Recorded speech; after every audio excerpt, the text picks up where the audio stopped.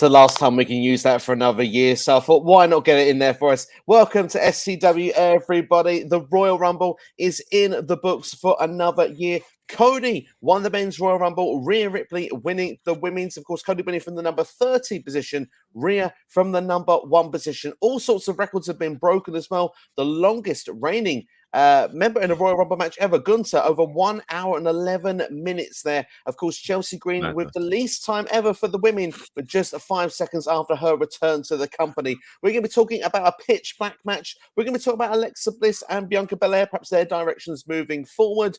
And of course, we've got to talk about that main event segment. In fact, we'll be kicking off with the betrayal of Sami Zayn to Roman Reigns and the Bloodline. We are moving over to WrestleMania 39, which is going to be in Hollywood. It feels like we're reading a movie script for our very eyes each and every week. It feels like we really are getting a movie played out in front of us as we go towards it with Sami and Roman. Will it make it all the way to WrestleMania? Will it just go to Elimination Chamber? We're going to discuss that and a whole host more. So get your comments in. Let us know your thoughts of the Royal Rumble. As I say, we've got a few people in-house already.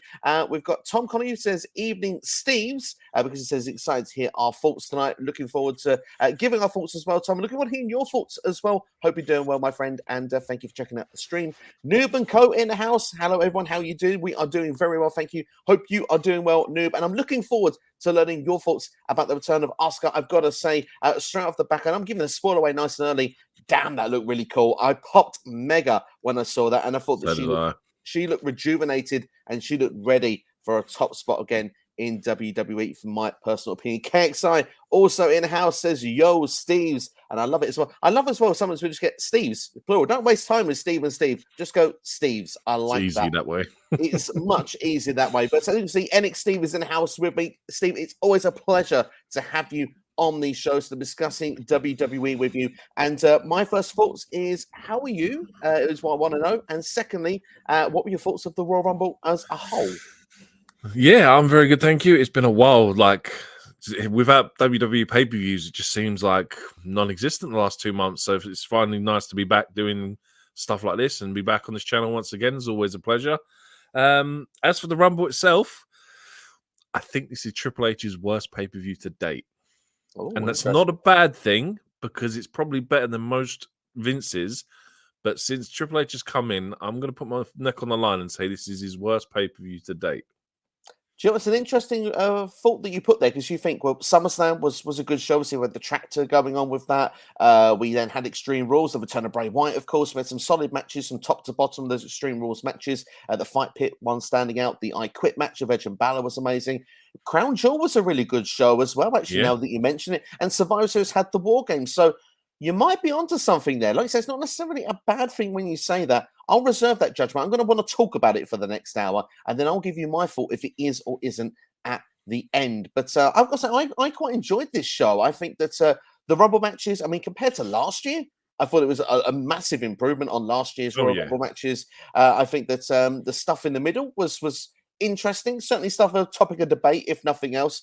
And of course, like I said, that top main event segment. In fact, let's start there just after we go to our chat very, very quickly, because about 4 more comments have come in. I want to say hello to Lewis, who's joined us as well. Hope you're doing well, Lewis. Thank you for checking out the stream. KXI says, the ending had been glued to my TV. Incredible. This better end at WrestleMania. A season finale, basically. Do you know what? That would be a perfect way to do it as well. We're discussing how it may play going forward. Lewis says, tears, legitimately, this may be the greatest ending angle to any pay-per-view I've ever seen. I have no words for how incredible this was. Hashtag Royal Rumble. And Noob says, I've got to say, my excitement died out from last night. Wow. I've got to say, literally, Lewis's words there, I mean, it has to be one of the best endings. I mean, of course, we talk about the main event. Technically, it's Roman Reigns versus Kevin Owens, but that match ended, and then what followed it was 15 minutes or so of the show left. So, I mean, madness. The closing theme like a TV segment.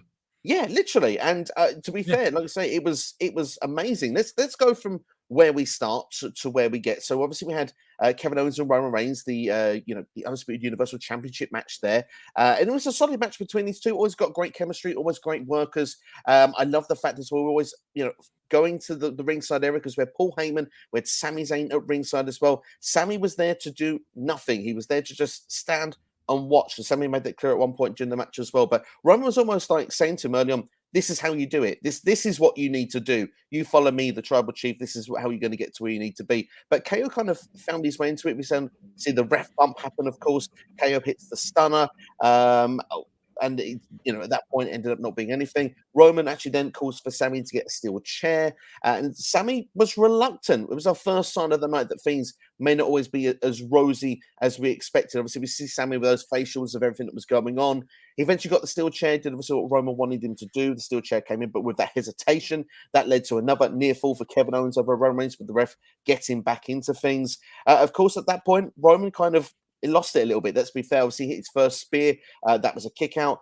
Then KO went to the floor. And then Sami Zayn said, stay down. Don't keep getting up because it's going to get worse. Roman coming round the spear through the barricade. And of course, then we saw the nasty looking spot with the steel steps where KO, the back of his head, went there twice on the steps. That was a very brutal spot. And what I liked about that was Sami's face was really there, along with the commentary, really sold that so well. Even if you want to wince a little bit, you wince that little bit more because it was done so convincingly by everyone involved. Of course, Roman then hitting one final spear, getting the 1, 2, 3, getting that pinfall there, the victory. And you think yourself, right, the pay-per-view is going to end there. But before we go into where it continues, first off, what were your thoughts of this main event match? Don't get me wrong, the character work and story work were fantastic from top to bottom. Even the little things like KO just no-selling Roman's entrance, I thought that was great. The way KO just sat on the turnbuckle and he was just like, and he gives him that sarcastic smile just before the start of the match, and I was like, just great character work from KO. It was just like, aside from these couple of odd spots, I just felt the match was kind of sort of just above bang average. Like, it almost felt like this. Apart from the spots, this was essentially just a TV match for me. Like, it was more about the character work and the story for this, which is fine. I can take that. It's all about this Bloodline story. But yeah, like you said, there was some hard hitting spots. There was obviously the steel step moment, the barricade spots. It was all just like, but it just all felt story wise for me. And it was kind of what I felt throughout most of the show, is that there was wrestling missing from most of these bits. The story's going like, both the rumbles, the story wise, the character building, what the stuff they're looking to build towards Mania, I just thought was fantastic. But it just felt like a lack of wrestling for me in this show. I can understand it from a show perspective. For me, the main event match, I suppose how I would compare to what you've said there, like you said, that they've had better matches at the Royal Rumble. Obviously, the other two probably, if you look at it from just match wise, but when you link with the story and with it, I do think that this does actually still come to the caliber of the other two. But when you look at it, of like, say, we have our opening act, we have our middle act, and then we have our finale.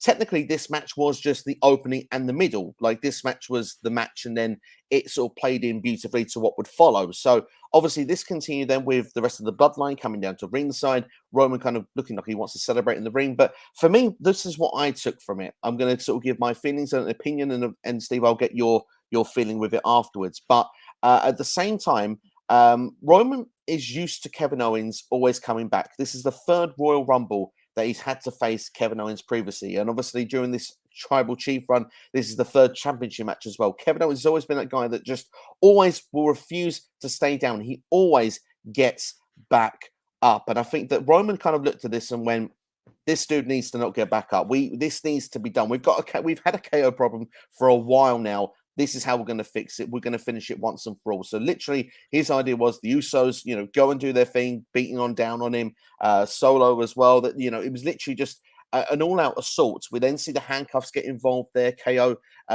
being handcuffed to the ring ropes. We then probably seen the saddest super kick party we've ever seen, because KO could not even support himself to stand up. And this is the point where Roman gets that steel chair, and Roman's he's going to land that killer blow. This is going to be it. KO is going to be finished. And you can just see the whole way that's going through. Sammy's just standing there, and Sammy's just feeling more and more remorse of like, come on, we beat the guy. We've done the job. Why do we need to do it any further?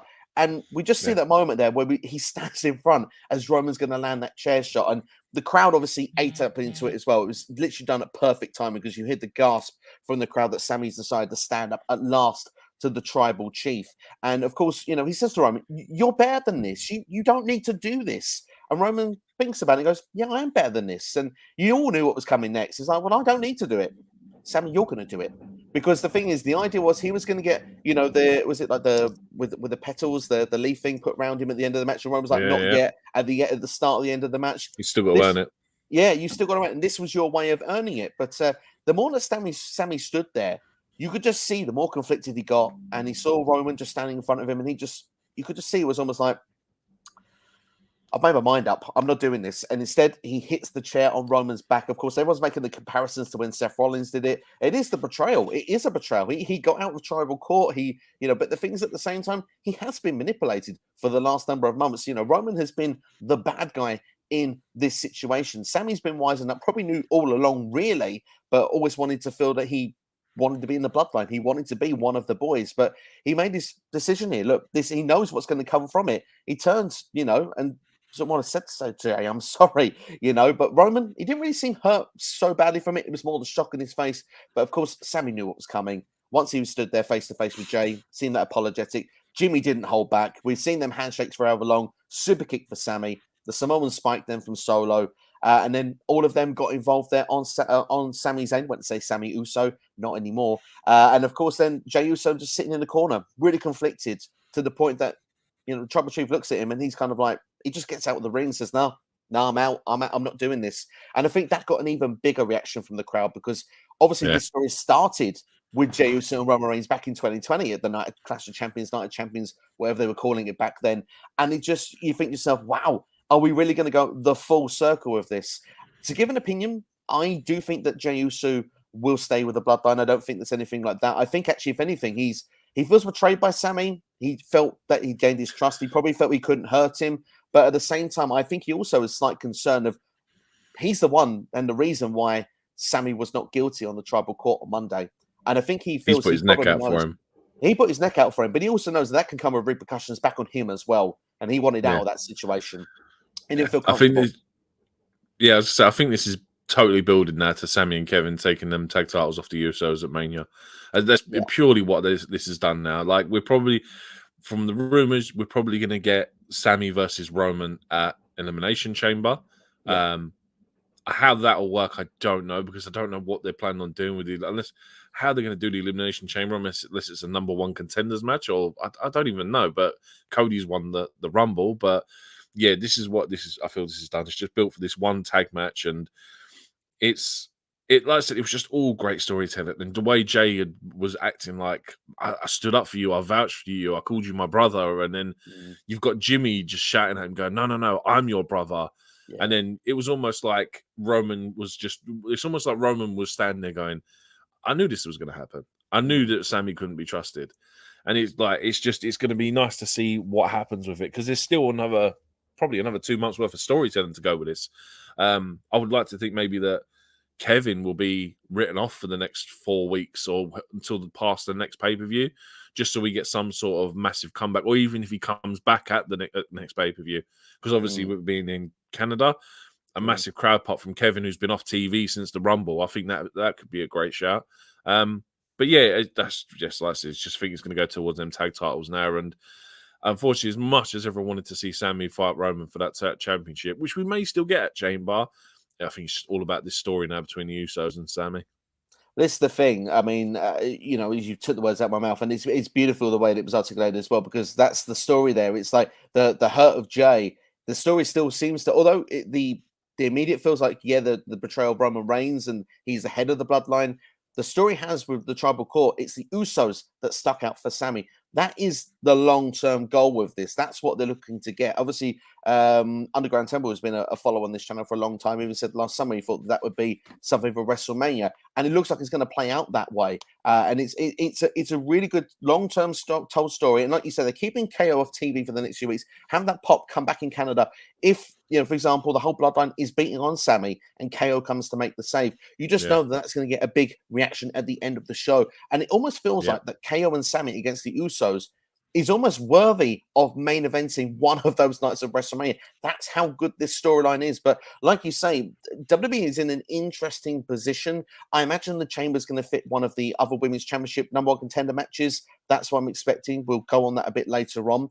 But obviously with, Roman and Sami, I think that's got to be the match direction, perhaps for Elimination Chamber, and then obviously we'll see where it leads to going forward. Maybe we'll get the singles match between Jay and Sami, perhaps on a random Raw or a SmackDown. But they've been on Raw and SmackDown a lot in the Bloodline recently, so I don't think we've got to have to wait too long to get our next layer of storytelling. But for me, chef's kiss, absolute perfection. I absolutely love this, you know, as it was said earlier by Lewis in the comments, the idea of this being you know, such a great cliffhanger, something that we can really sink our teeth into. We don't really get so much of that these days in the modern era. We got that a lot back in the old days. This here for me, I know it was long, 15 minutes, but damn, it was worth it. And damn, you have to see the next show now.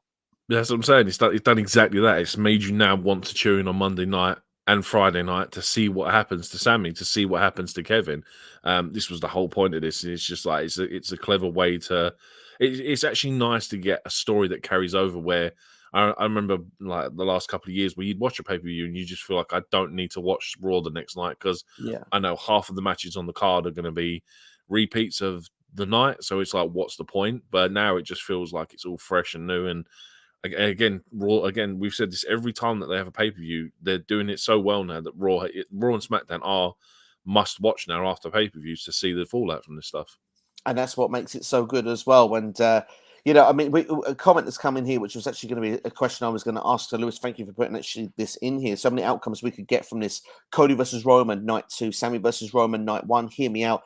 Jimmy Uso and Solo against Kevin Owens and Jey Uso. There's so many different ideas of how this can go. Even though I suggested I don't think that's the direction it will go. I mean, this did start with Jey Uso and Roman. Imagine if it went full circle like that. And here's another idea as well that could be put out there. We're talking about Roman working 2 nights of WrestleMania. Why not Sami? Why not night 1? Roman and Cody go at it, and we see the tag title match, Usos versus Sami and KO. Why not night 2? They'd have Sami versus Roman, or even Sami and KO with Roman in a triple threat match. Was that any of this stuff here that we're seeing that could actually work? It depends on what happens with Cody.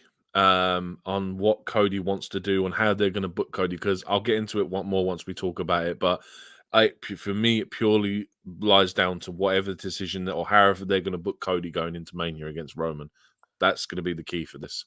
And completely agree with you. And that's why I think we could get 2 matches for Roman, because he's even in the press conference kind of made it clear what he may be interested in. So we'll just leave that there for the moment. What we're going to do, we're going to go through our comments now. I know that 1 or 2, maybe a bit eager for the comments to come up. We will come to the comments. Don't worry. If you've put something in, don't worry, it will come up. But we'll start off with Noob & Co. It says both Rumble matches were fun and frantic, and the ending was crazy and emotional. And I would have to agree that both Rumbles had a lot of fun moments in them, a lot of good booking. Certainly the endings as well were very interesting. Looking forward to discussing them very, very shortly. But KXS has had a few problems with Cody Rhodes coming out at number 30. It's kind of making him look entitled. There was no journey, should have come out at number 1 in his opinion. Steve, this is something definitely you want to talk about at some point during this stream. So KXI, we're going to hold on to that, if you don't mind, just for a couple of seconds, because the Rumble, obviously we're going to go in chronological order after this. The Rumble will be the next match we will be talking about. KXI says, I'm so interested in Jey Uso. Could we see brother versus brother? Wow, there is so many possibilities. Would you like the Unified Tag Team Champions going one-on-one against each other? That's possibly a later on storyline going in towards SummerSlam or something. Like, I think losing the titles is what will force that scenario. So expect that if they do want to do it after Mania, if that's when they lose the titles. Absolutely could be interesting, and certainly a lot of fun. Food for thought. Definitely won't rule anything out at this stage. Richard says, spoiler, Zoe Stark, since being in the Rumble yesterday, is on Raw. I don't know if it's a spoiler at this point, but I'll tell you what, I was very happy. First person I thought of when I saw Zoe Stark come at the Rumble, I went, Richard will be happy. And she had a great showing in the Rumble match as well. Good on her as well. It was a definitely good performance. Nubicole says the main event match is good, and the character work is amazing. Absolutely. KXI saying, those steel steps spots were brutal. Like, dang, how do you fake that? Yeah, I mean, it did look brutal. And I mean, obviously, like we said, with the selling of the, the facial expressions, the commentary as well, it just added extra layers to it. It was almost like, when you get a cake and you got the icing and then you got that cherry on top. Yeah, I mean, it's amazing how, like, especially the first one, because the first one looked like the corner of that step caught him right on the back of the head, and it's like, I'm amazed that these guys honestly don't walk away with more injuries than what they should have. Yeah, absolutely. Lewis saying Rhea Ripley won from the number one entrant. Who else did that? Dominic Mysterio's father loved the story driven with the whole story. It's very well done. I mean, obviously Ray was technically. I mean, he started the match, didn't he, in 2006? I think he was actually entrant number 2, but correct me if I'm wrong. I might have to do a quick Google search on that one. But like you I say, think he he was number is 2. Yeah, off that. But at the same time, though, I like how you said that. That's brought into story. It works really, really well. And Dominic as well. He's going to be a big talking point. What we're going to talk about later in this stream as well. Sami Zayn definitely had enough of the violence from the tribal chief, says Noob and Co. He certainly did. He was certainly definitely conflicted with emotions going through this. And I mean, to be fair, it was Sammy, he wasn't in the match, but he felt like a full focal point of this entire match and segment afterwards. yeah. I mean, I just hope now that they don't go and do something stupid like turning around and making it Kevin Owens' ploy to destroy the bloodline by first starting with Sammy, because Sammy was the easiest one for him to take out of the bloodline. I would really hate for him to turn Kevin Owens as a heel now and like end up with Kevin versus Sammy at Mania, because I think that would be the daftest thing they could ever book. But this is Sami Zayn's story, and it's just a shame that we're not going to get a Daniel Bryan story with it, and we're not going to get a payoff where Sammy wins that title. I mean, I could be lying, but I honestly, at this moment, I can't see it happening. I think it was Dave Meltzer that put out a statement that said, as of last week, it wasn't the plan to have a Sami Yeah, Zayn Roman Reigns match at WrestleMania, but there's time for things to change, and you can see how well oh, this is connected at the 100%. end of the Rumble. Things may change between now and then. We've got time to build now. We've got 60 something days, as Cody Rhodes said in the press conference. There's time for booking alterations if need be. Okay, so I says, yeah, and I agree. Basically the same there from when Ray won there. Wrestling with Memories, fantastic channel, fantastic podcast. Make sure you check those guys. They're doing tremendous work over there. Thank you for checking out the stream. I think that Sammy's transition to that point was tremendous. Have to agree. And as they go on to say as well, the small facials. It's the little details sometimes that make a big difference in the segment. Well pointed out, guys. And yeah, completely agree with you on that. Nubico says Robert Reigns is going to exile both Sami Zayn and Jey Uso. It's going to be fascinating to watch Raw and SmackDown this week to see how the fallout is going to be. I obviously give my take on Jey Uso. What do you think is going to happen with Jey? Do you reckon that he's going to come out from a grilling from the tribal chief, or do you reckon that Jey's focus is going to be literally on Sami Zayn? Oh, I'd like to think that Roman's going to punish him first of all, and he's going to do something daft like put him in a handicap match, like force Adam Pearce to put him in a handicap match against 3 other people, for example, just to teach him a lesson to not trusting people apart from the tribal chief kind of thing. So hopefully there's some sort of fallout from that. I don't think he'd be exiled at least until they lose them tag titles, because I'd like to see Jey be the one that loses the titles in that match, because then Roman's got a point of exiling him from the bloodline to do that. But yeah, Sami Zayn is obviously going to be the focus. Well, maybe it depends, because they obviously beat him down quite well last night. Unless they want to keep him off TV this week, I think if they made this week about making it all about Jey, and then have Sammy come back next week, and then you've still got enough time to build towards Chamber for that. Yeah, you do. I mean, that's the thing. There's so much that's going on right now, and like you say, we have so many different possibilities, twists and turns along the way. So yeah, absolutely. And it could be a way you could do that with Jey Uso. Definitely punish him in some way. And I want Jey Uso to just have some mic time to explain himself, explain his thoughts, explain his feelings. We could really get a proper emotional Jey Uso, and something that could be a real breakout just for him as a character again, because he has fallen back under the ladder of the tribal chief when he was the guy a couple of years ago where people first saw this story, went Roman versus Jey. All right, we'll see how it goes, but it's going to be very obvious. But down, everyone got well into it, and there was a point where everyone wanted Yeah. Jey to take Roman down. Yeah, I mean, sorry, just to completely go off on a tangent now, but thinking about it now, they could even build towards Sammy versus Jey at Chamber, which then forces Sammy beats Jey and earns a tag team title match at Mania. But yeah, going back to your point, we weren't all too keen on it, but then it all started from there. The way Jimmy come out, Jey come out, and the whole thing that happened in that Hell in a Cell match, it was just to think where we've come from that one match that I can imagine not a lot of people were just like, oh, this is just a filler match between like major pay-per-views, but it turned out to be pretty much the start and the key to all of this. Absolutely, and well, we're nearly what 2.5 years down the line. It's incredible stuff, and I'm excited to see where it's going to continue going. I love this comment as well that's coming from KXO. I wonder what's going to happen with the tag titles. Like, is Jay going to stay? Maybe Solo takes the spot for a while. Who knows? If he's being punished, maybe Solo. It's almost like a Freebird rule that it's because we've seen Jay and Sammy retain the tag team Yeah. champions. Why not Jimmy and Solo do it? I think that's a fascinating idea. Great bit of creativity there. Yeah, exactly. And that's another way to punish Jay. Just send him home. Just be like, don't worry about the tag team title. Solo will defend him with Jimmy. And that's exactly how they can work it. I like this Freebird rule now, especially like when the way it was introduced with the New Day.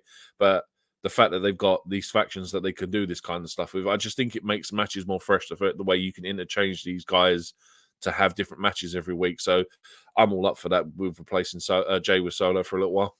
Absolutely, I'll have to agree indeed there. Two-Sweet Cohen House from On the Mark Wrestling Podcast says he can't think of a better duo to review the Rumble. Thank you very much. I can think of one certainly on point as well, though, would be the OTM guys, yourself and Tucky as well, doing a great job over there, and looking forward to seeing future episodes of OTM, so thank you for checking out the stream. Lewis says the Temple said, and I thought I recognised that when with some of the comments coming that you might be related to the Temple, thinks that we're getting night one, Cody versus Roman, Zayn versus Roman, Universal title, and night one, Usos. There we are, Usos versus Zayn and Owens there. So interesting stuff. Certainly it's something I would be open to seeing, as we discussed already. Let's see how it will turn out. Batman 901. Do we turn Bianca Belair heel when she drops the title at WrestleMania? Obviously, we'll talk more about, but it could be a possibility. We will answer that question now, in theory, because Bianca isn't really a main focal point of her match when we get to it. Are you getting bored of Bianca Belair as a babyface? It's like there needs to be some sort of new direction with her. Like, she's had this amazing run since Mania. I don't know if it's a lack of decent opposition to go against her, or if it's a lack of creative, but she's honestly getting stale at this point for me. I think if you gave her a Mania to Mania run and then she loses it and then disappears for a month, however long, comes back as a heel, I really want to see Bianca Belair on mainstream TV as a heel. Because when she did it in NXT, it was fantastic. She was so good as a heel. The sarcasm, she used her hair a lot more as a weapon to her advantage, and that's the side I want people to see because she is equally as good as a heel as a face. Yeah, it definitely was something I want to see at some point down the line. For me, I'm not ready for it yet, but certainly one after this says WrestleMania. It's a couple of months down the line. It may feel different when we get to there. So, yeah, we'll have to wait and see. Two-Speed Carl says, SCW was lucky to have me on this week. 5 out of 5 on Rumble predictions. Acknowledge me. Absolutely. I'm going to do that there. There's the acknowledgement there for you, Two-Sweet Carl. Gotta love it indeed there. And I will ask you in return, appreciate us. I think we know what other company does that. Lewis says, I think we get Zayn and Jay versus KO and Solo and Jimmy and Roman at the Chamber. No Chamber match, though. It'd be interesting, though. Imagine if all of them were in the Chamber together. Not that I think that would necessarily work, but still more like a 4-on-2 beatdown, wouldn't it? Still, KXI says, could they delay Roman versus Rock at WrestleMania 40? In my opinion, this Bloodline story could go on another year. This time, revolving around Jay and Roman could work. Well, according to Triple H, The Rock is too busy. According to the dirt sheets, The Rock can't get in shape in time. It does feel at this particular moment, The Rock didn't appear last night. It's an open door policy. He's welcome anytime. The invitation is always there. I don't think The Rock's coming now at this point, but as Triple H said, when The Rock does come in, he doesn't want to half-ass it. He wants to give everything for it. I'm fine if they did this match at a future WrestleMania or a future time down the line. It just felt to me, though, that this was the year if they were going to do it, with it being in Hollywood. But certainly the location doesn't matter. The match is more important, surely. But Jay and Roman again, Yeah. I'd be down for that too. I just think he's got too many things going on outside of wrestling. Like the XFL is just is relaunching again, I believe, this week, for an example. Obviously, he's now part owner of that, and obviously he's a massive movie star, so he still has all that kind of stuff to do. He's probably got like 12 films coming out this year alone, and all this kind of stuff. So Wow. I imagine when he wants to do it, he'll do it. I mean, I don't see why he would foreshadow it in his TV show Young Rock, where it all first like where they made the joke about it. So yeah, I imagine it will happen, but I just don't think it'll be this year now. No, it seems this year. If it's going to be anything, Roman to show up at Mania to confront Roman and say, like he did with Cena almost 1 year from now, will do this. If they can fit in the way and the time, Yeah. that's the way I guess they could do it. Lewis has said that if you're going to book who faces Roman with the whole Zayn versus Roman, I would honestly do a chamber match: Zayn versus Solo versus Jimmy versus Jay versus Owen. So I mean, that's a way that you can build around that idea as well. There, obviously, if you had Roman in it, I think that's where it takes away. But like I say, almost like a 3-on-2 handicap match in that way, you can make it work. I don't see why it wouldn't work for me. Nubico says, I'm definitely going to see Bianca versus Rhea at WrestleMania 39. Potentially could. But as Lewis said, Rhea versus Charlotte, Rhea needs that win back. All the That's exactly my possibilities. point. Yeah. All the possibilities. We'll come onto it later, guys. Don't you worry. And also, we've seen Bianca versus Bayley versus Becky. Triple threat certainly could be a possibility as well. The IC title triple threat, their idea. Love that idea there. Sheamus said he wants Gunther at WrestleMania. He wants to complete the full set of being the modern day only Grand Slam champion that there's ever been. So that'd be fascinating to see as well. Joseph, thank you for checking out the stream. Jay quits the Bloodline main event. Jay Uso back. Well, technically, on his Instagram, he said, I'm done. That's what he said. So let's see where it does lead to on Raw or SmackDown. Social media says one thing. What happens when you come face to face with the tribal chief? But certainly, I'd be down to see main event Jay back in WWE. Would be fascinating. Thank you, Joseph, for your comment. Okay, so it says, I actually see that happening. Drew and Sheamus teamed basically the whole time for the Royal Rumble would be very interesting. Well, let's move on to the Royal Rumble match. But before we do, very quickly, I want to get your star rating for Roman Reigns versus Kevin Owens, and then your star rating for the segment after the match. I'm going to go for a 3 for the match and a 5 out of 5 for afterwards. It can't be anything else. I think the match was just, for me, it was okay, but it was all about the character work in this. It was all about that post-match scene. For me, I've got to say, from minute to end, I thoroughly enjoyed all of it personally. So for me, I'm going to go higher in the match. I'm going to go for a 3.5. But yeah, for the afterwards, it's a 5-star. I'm not going to do one of these New Japan things where I go 7 stars. But what I will say is that I do feel if they could give 7 All stars. right, Dave. Exactly. Take all the stars. I enjoyed it. All right. Give me Sami at WrestleMania. That's what I need at this point. But let's move on then. As we've seen there with the comments about the Royal Rumble, we're going to go back to the start of the show then and work our way through. And we are going to be talking about, actually, we'll just see 3 out of 5 for the match that's just come in there as well. Thank you, KXR, for your rating. Yeah, for me, the Royal Rumble match starting off the show. And before we did, actually, Pat McAfee made his return 3 minutes earlier. Thought it was the number 1 entrant to start off with. I thought it was the number 1 too. Thank God. I It's great to have him back. Was the number 1. Yeah, totally, man. He was like a breath of fresh air, and like the whole him and Corey interaction was fantastic as well. And like, it's amazing how much I missed McAfee, and just having him back made the commentary so much more enjoyable tonight. Yeah, it was really, really fun with him, and just making great witty comments from the start, really. But obviously, we get to the Royal Rumble match itself then, and of course, the number 1 entrant was Gunther. And number 2 entrant was Sheamus, throwing it back to Clash of the Castle. Was you getting those Clash vibes being back in Wales?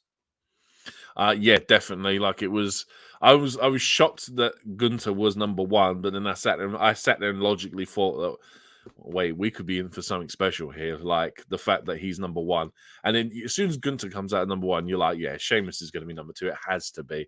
There's the only one guy at the minute that it should be at number 2 is that one. Yeah, absolutely. And for me, it ticked a lot of boxes. It made a lot of sense to have Sheamus at that number 2 position. And I've got to say, Sheamus's chest I felt sorry for instantly. But at the same time, I knew that my eyes were going to be happy watching this Royal Rumble match from the get-go. Obviously, The Miz was the first person eliminated from the Rumble this year. He did enter at number 3. As was mentioned a couple of minutes ago there, I mean, Drew and Sheamus pretty much teamed from when Drew entered in at number 9.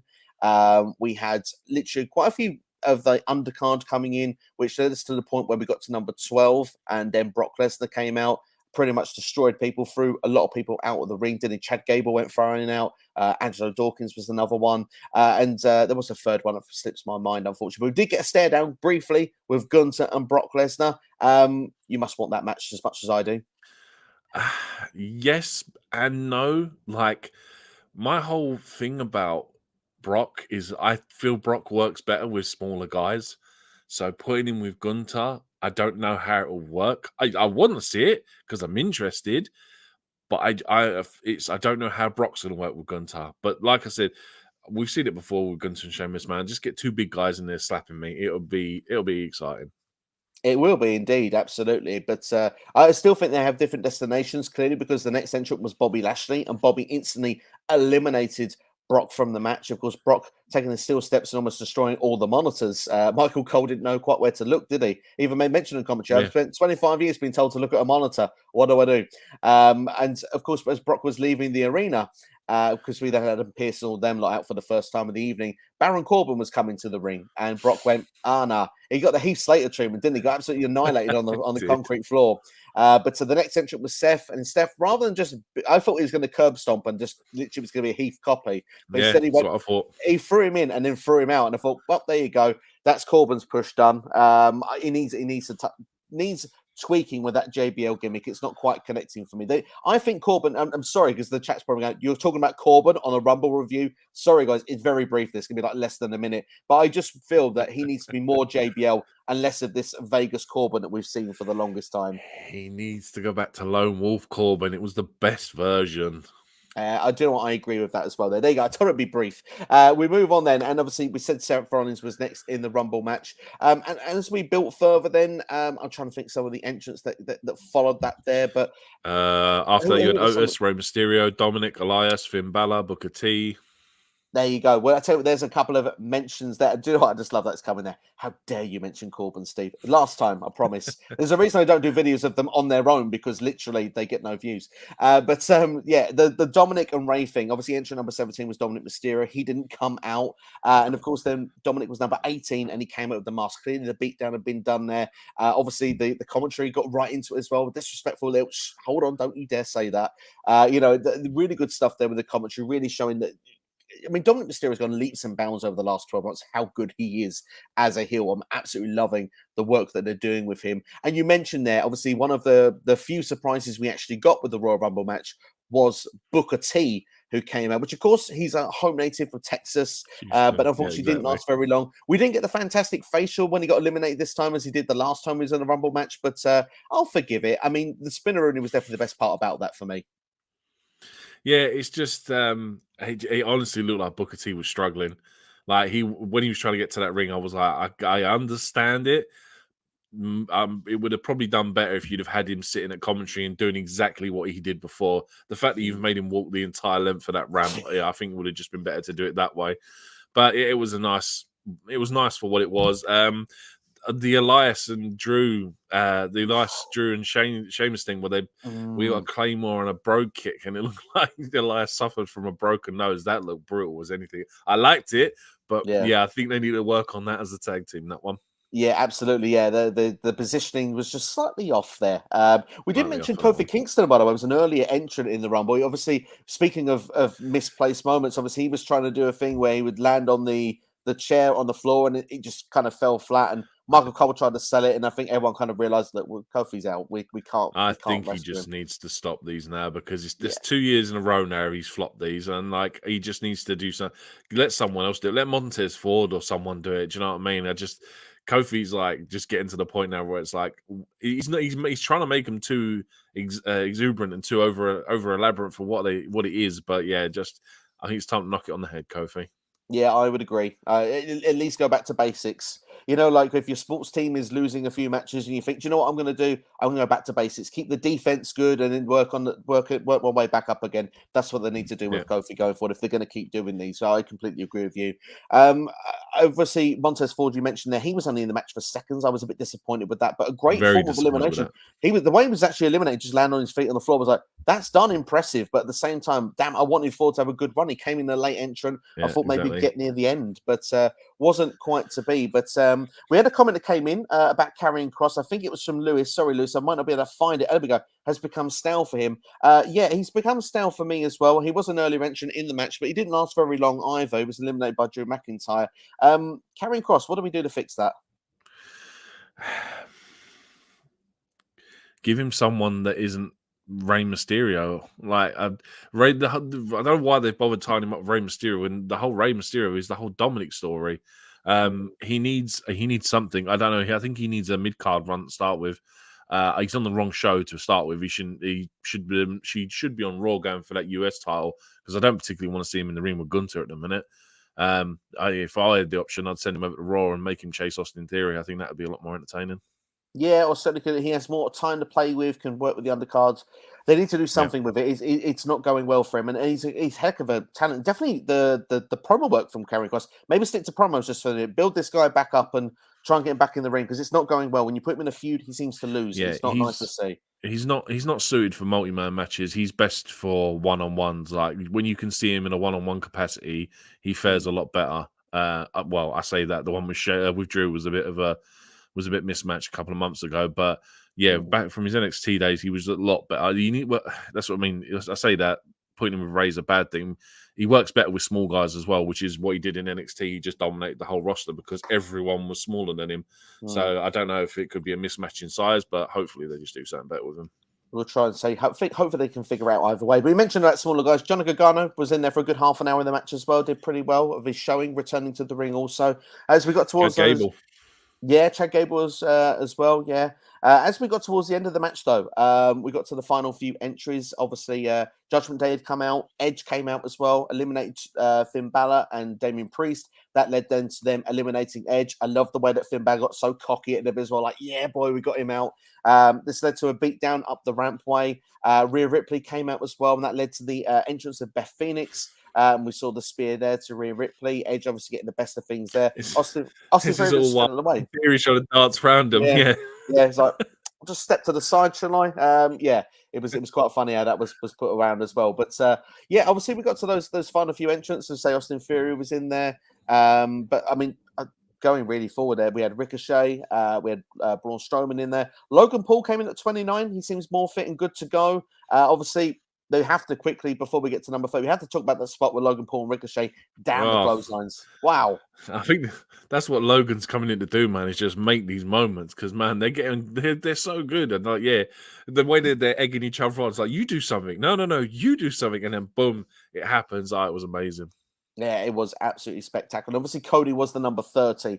Now, Jonesy said something to me. We were seeing something earlier in the stream there. Let's just mention Cody as number 30 for the minute because we know obviously how the rest of the match finished, but we'll come to that a bit later. Does it take away a bit of the journey that and take away a bit of the surprise element as well? Well, he got a good reaction, don't get me wrong, but would the reaction have been better had been saying like number 25 or 27? I think if you'd have made him work for that win, yeah, it would have been a lot better. That's why I said when we was doing the Q&A 2 days ago, I said if you put him in at number 1 and he goes the distance, I think it'd be a bigger achievement and make him look like he breaks. Like he didn't even look like he broke a sweat by the end of the Rumble. Like Gunther at the end of the Rumble looked like he'd been in there for 70 minutes, and it was like that should have been what Cody did. It was either that or not announce Cody for me and have him as a surprise. Because we literally said 2 days ago, it's nice to look at the Rumble and go, oh, only half the competitors have been announced. But by the end of the kickoff show, all but 3 had been announced. And I'm like, you're totally taking the surprise out of the Rumble. And it was like, as soon as it got to 29, I was like, oh, well, I know Cody's 30. You've ruined this for me now, because if I didn't know Cody was back, I would have popped harder for Cody coming in at 30. I didn't pop at all, to be fair. But it's like, I mean, the crowd's going to react because it's Cody Rhodes. But I would have popped myself if I'd have known if he was a mystery opponent.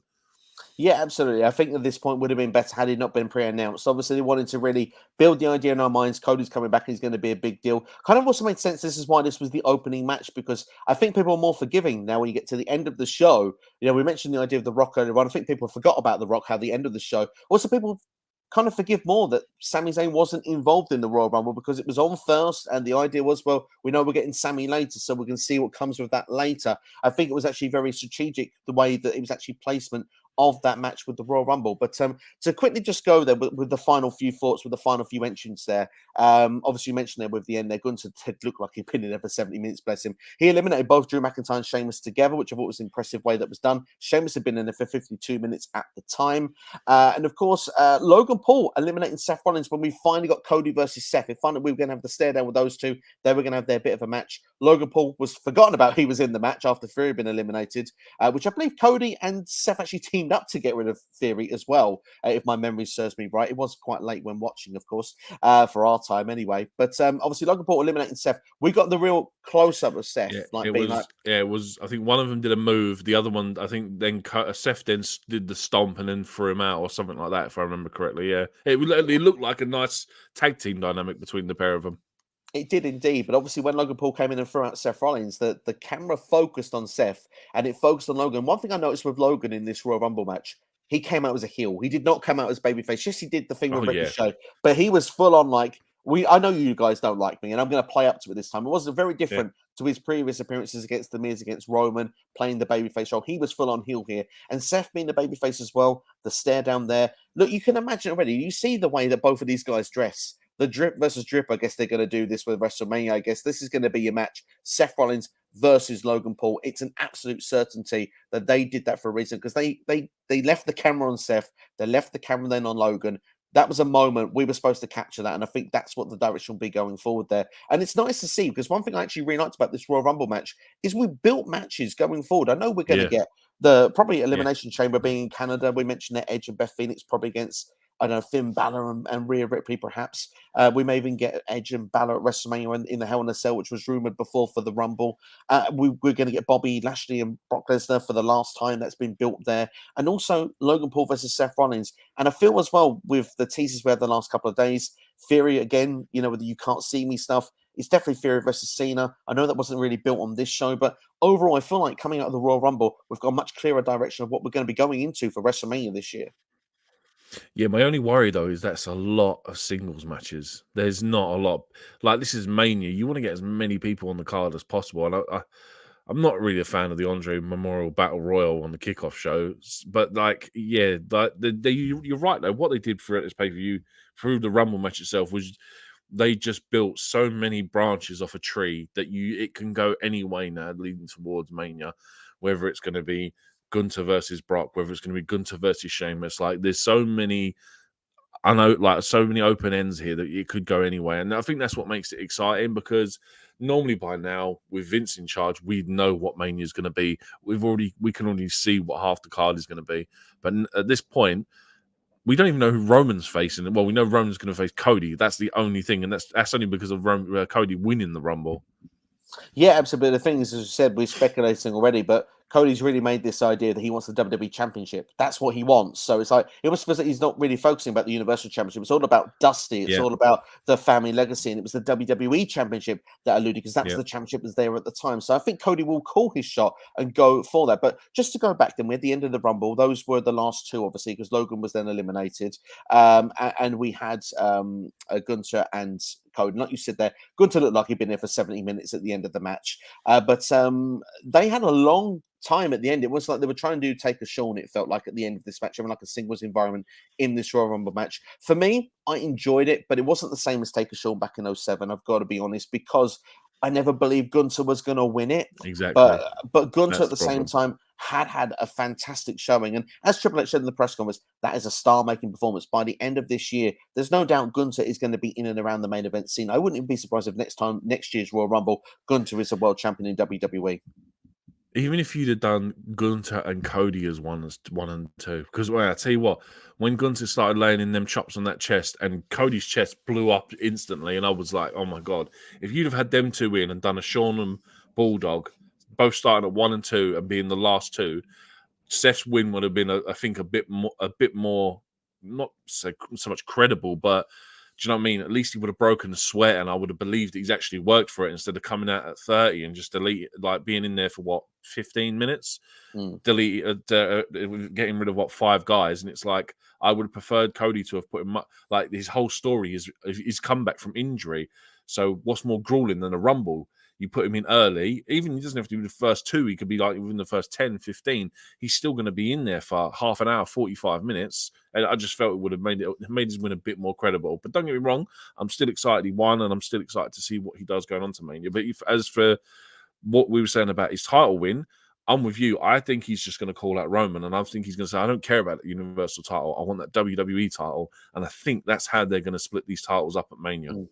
Yeah, it seems to be the direction. Personally, for me, I always thought the Romans should have been the excuse for it, of being like, look, I've beat all your guys, I've beat your YouTubers, I've beat your Hollywood stars like John Cena and like your top former legends and stuff. I beat all your current people. I've beat KO 3 times. It's time now that I defend one title at a time. What makes you think you can get both titles off of me? I think that could have been the way they could have done it, but it feels like they're going to go this way, which for me, I'm fine with still, because Cody, for me, Yep. like, the idea of the legacy and what's behind it. We mentioned about the story with Sami, can it be topped? Well, the legacy of the Rhodes family and the destiny for Cody to go and do this and win the championship, they can make a real good story out of this. So I'm very hopeful that we're still going to get a very, very good story with Cody and Roman as we go forward.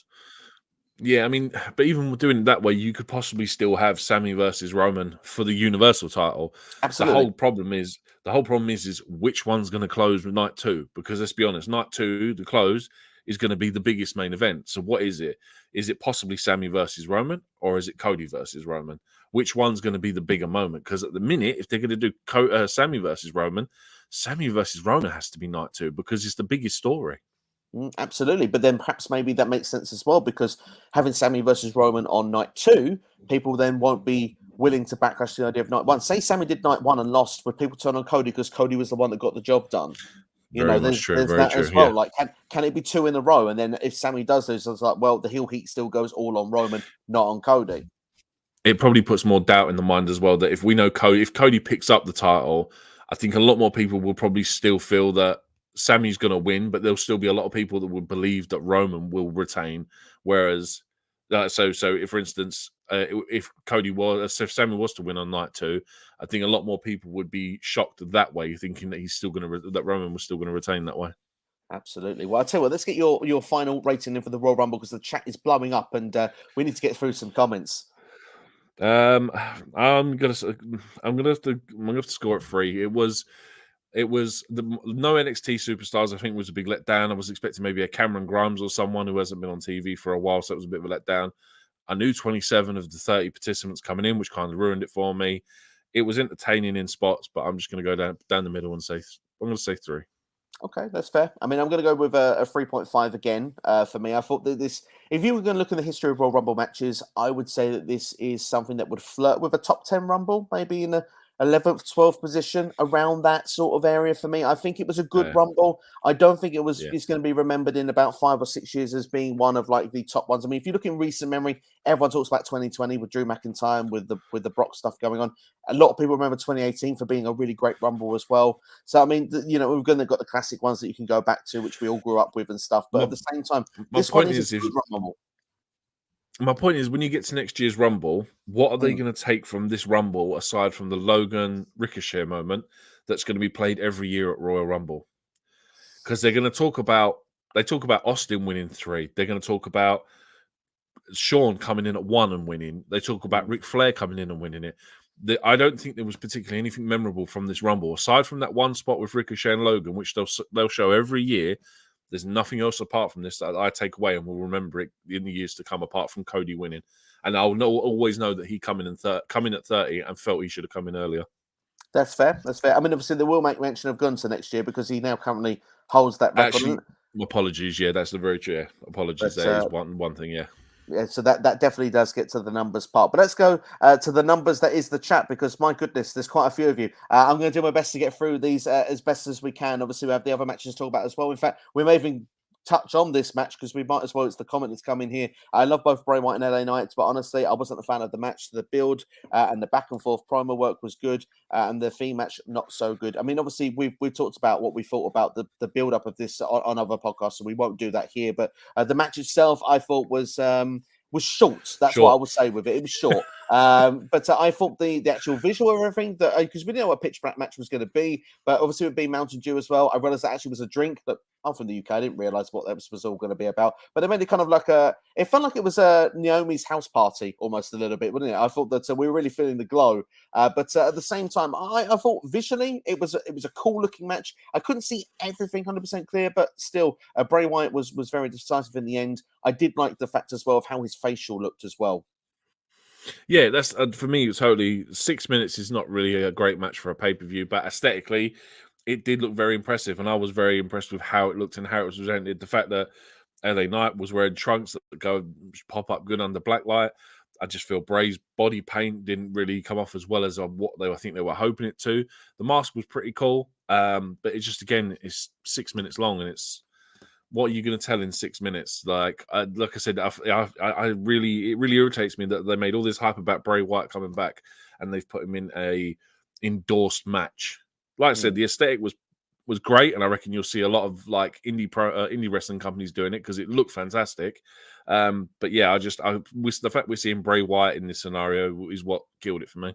Absolutely. And I mean, the thing is, the match being a bit longer would have done more for LA Knight as well, in my opinion. Just to have told a bit more of a story. Yeah. Also, I just feel because I want to get more to the chat as well. So we'll keep this match short. The after stuff they did after the match, also with the idea of the puppets, Howdy jumping off, being nowhere near LA Knight. We could see that on camera. But at the same time, one thing I'll say is with Bray with this mask, at least the story is moving forward. So for me, I'm at least a bit more excited of what we might get going forward heading into WrestleMania, even if not everything is quite clicked for me with the Bray story so far. Yeah, exactly. Like, I'm just hoping, like I said to you 2 days ago, I really wish LA Knight wasn't in this position because, I wish neither of them was in this position. There really should have just been two other people doing this. So, hopefully, now that we can go on, move this Bray Wyatt story forward, go wherever it needs to go with Uncle Howdy, Uncle Harper, whoever's going to come in. The fact that they use the actual characters as real people, it all teases this White Six stuff. So hopefully they do something, because it's been 3 months now since he come back, and I don't feel that we've taken that many steps forward in 3 months, and it's starting to be a bit of a drag for me. Absolutely. The White Six, so it'll be quite exciting if and when it does happen. And obviously, Howdy being one, hopefully. I mean, I saw with the facial there, and I thought to myself, is that going to be the Harper side with the mask on Bray? He said we've got the characters in the background. Let's see where it goes. For me, this is a match that obviously was a sponsored match, had to be done. They've tried to do something creative with them. They've got their money in. It is what it is. But for me, I'm going to rate this just a 2-star match. There isn't much more I can give to this. Yeah, I'm probably have to say 1.5. It looked pretty, and some of the wrestling was good for all 6 minutes that we got. But yeah, 1.5 for me.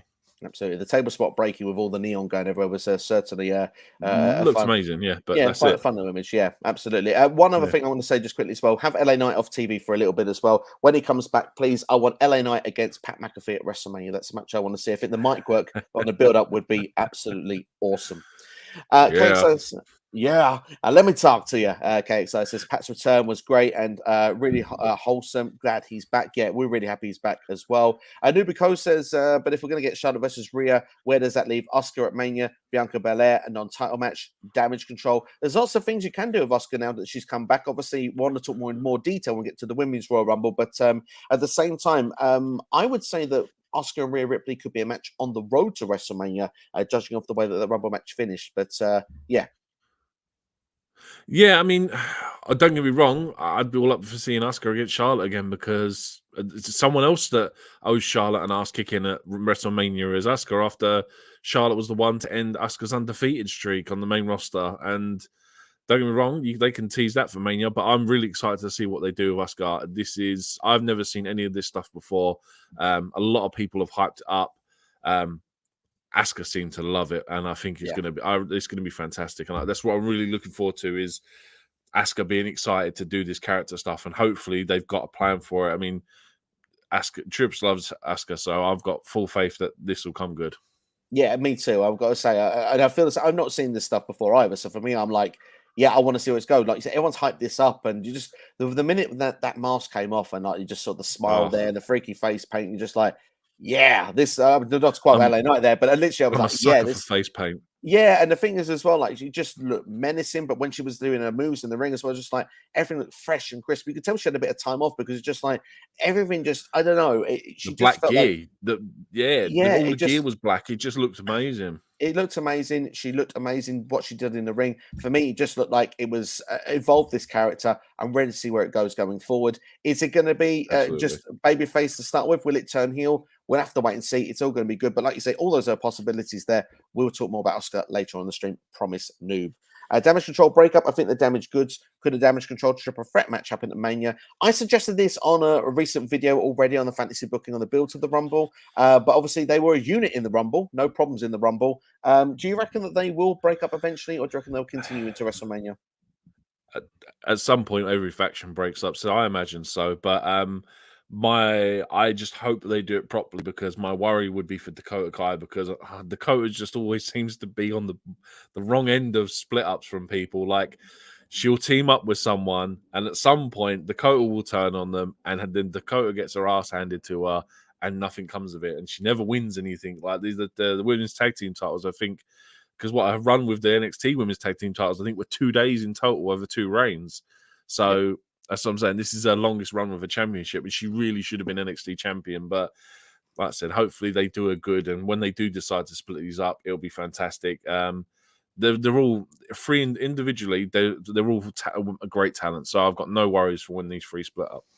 Absolutely. Fingers crossed they'll all be okay when they do split up. Like you said, they're incredible talents in amongst them. Just haven't been booked strong enough as a unit, unfortunately. But in the Rumble, they had a good showing, and I will be talking about that very, very soon. KXI says, this match made Gunther like a star. Once they split the WWE Universal titles, I could see Gunther winning it. Imagine Gunther having 2 titles, the IC and Universal title. Wouldn't be surprised, but for me, I hope that Gunther just moves on and goes to a world title rather than having the IC lost in the shuffle with it. But at the same time, as KXI said there, I think that Gunther has definitely got a main event in his future and definitely being towards the top of the card. As Tripp said just very briefly in the press conference, everyone says whether it's a short match or long match, damn, that guy is phenomenal. So he's going places. And imagine Vince nearly buried the guy. It's shocking what Vince McMahon thinks to the fact that he nearly buried the guy. But yeah, I'm a massive Gunther fan ever since he was in NXT UK. He's fantastic. I'd like to think that when he does drop that IC title, that it will be some form of a multi-man match where he doesn't get pinned, just to keep him looking strong, really. And then he can go onto a main event scene. Like I said, I want to see him fight everyone. I want to see him headline WrestleMania. I think he could be a contender for next year's main event. Absolutely. I think it's definitely within the stars there. I wouldn't perhaps even, this is the thing, Money in the Bank this year, being in the UK, I have the feeling that it's going to be a very UK-themed Money in the Bank ladder match. I have a feeling that Gunther at the moment, he's my early pick, but it's a long way away till we get there, so much can change between now and then.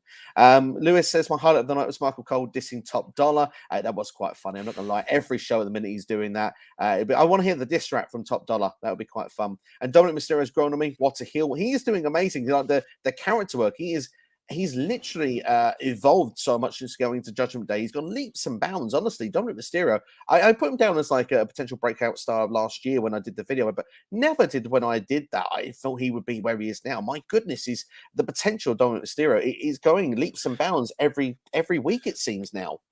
The problem is can he transition it to a face? Because that's going to be his biggest flaw. If he can't transition it to a face, he won't find himself going much higher than a mid-card scene for me, like an IC or a United States champ. I would find it very hard for him to believe him as a world champion. So hopefully he can still transition over. But yeah, well, like you said, he's done really well since turning heel, drawing on his Eddie Guerrero, his non-biological father, and just taking all that stuff. And I said this months ago that you could turn Dom and Rhea into Eddie in China, and man, it's almost in shadow of it, man. So I'm kind of glad that they're going this way with him. He's been doing really well. Absolutely. I mean, Rhea is mummy after all. Dominic has kind of been in this match too long, kind of pushing it now, says KXI. So clearly not everybody feeling the same, but that's fine. That's the beauty of wrestling. We have different opinions. I like that as well. Joseph says Brock is going to go against Bobby Lashley at WrestleMania, but Brock versus Gunther would be fire, bro. Totally agree, Joseph. I need a conclusion of Brock and Lashley. So I think that's right for WrestleMania. 100%. It's a match I think I've dreamed for WrestleMania many, many years. But afterwards, Brock versus Gunther, maybe a SummerSlam, anybody? Bobby needs that win back after that shambolic last match that they had where Brock stole a roll-up or something against him. So, yeah, that's probably going to be a Mania payoff. But, yeah, like you said, Brock versus Gunther, I said it earlier, my worry is that I feel Brock works better with the smaller wrestlers, the smaller guys like your Ricochets and stuff like your Finn Balor's. I would be up for it. Like I said, I can't imagine it'll be a hard-hitting match, but I can't see it being your classic 5-star. That's all I'm going to say. Do you know what? Brock can go though on the right things, and Gunther for me, I've yet to see him have a bad match yet. So I mean, I don't know. There was some intrigue in there. And to be fair, can you imagine Brock being shocked by Gunther a few times and just like Brock kind of like brocking up a little bit? Do you know what I mean? It's almost like, you know, the moment when like Keith Lee came into the Rumble and he was like, "Oh, hello, yeah, who's this?" You know, hello, what I mean? big boy. Yeah, a little bit. Like, I feel it's gonna be like that. You know what I mean? Oh, you know, but chop me again. See if I, can take just, Brock having a red chest every time I'm around. Yeah. It's when Brock's chest will be red and his head will be purple from where he's stressed out. Exactly. That'll be the sight to see. I mean, honestly, that'd be perfect. That's a gift waiting to happen. Kofi Kingston is getting careless with the acrobatics, says Noob Cole. We do reckon he needs to tone it down.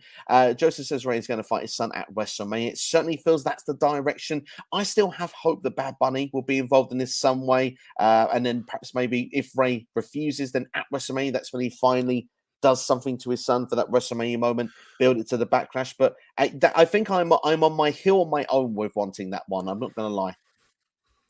I think for me, this needs to be something that involves the whole faction because it's been everyone against Ray.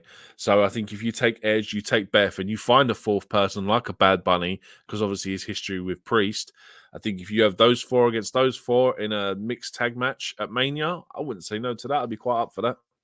It could be a fun idea, certainly indeed.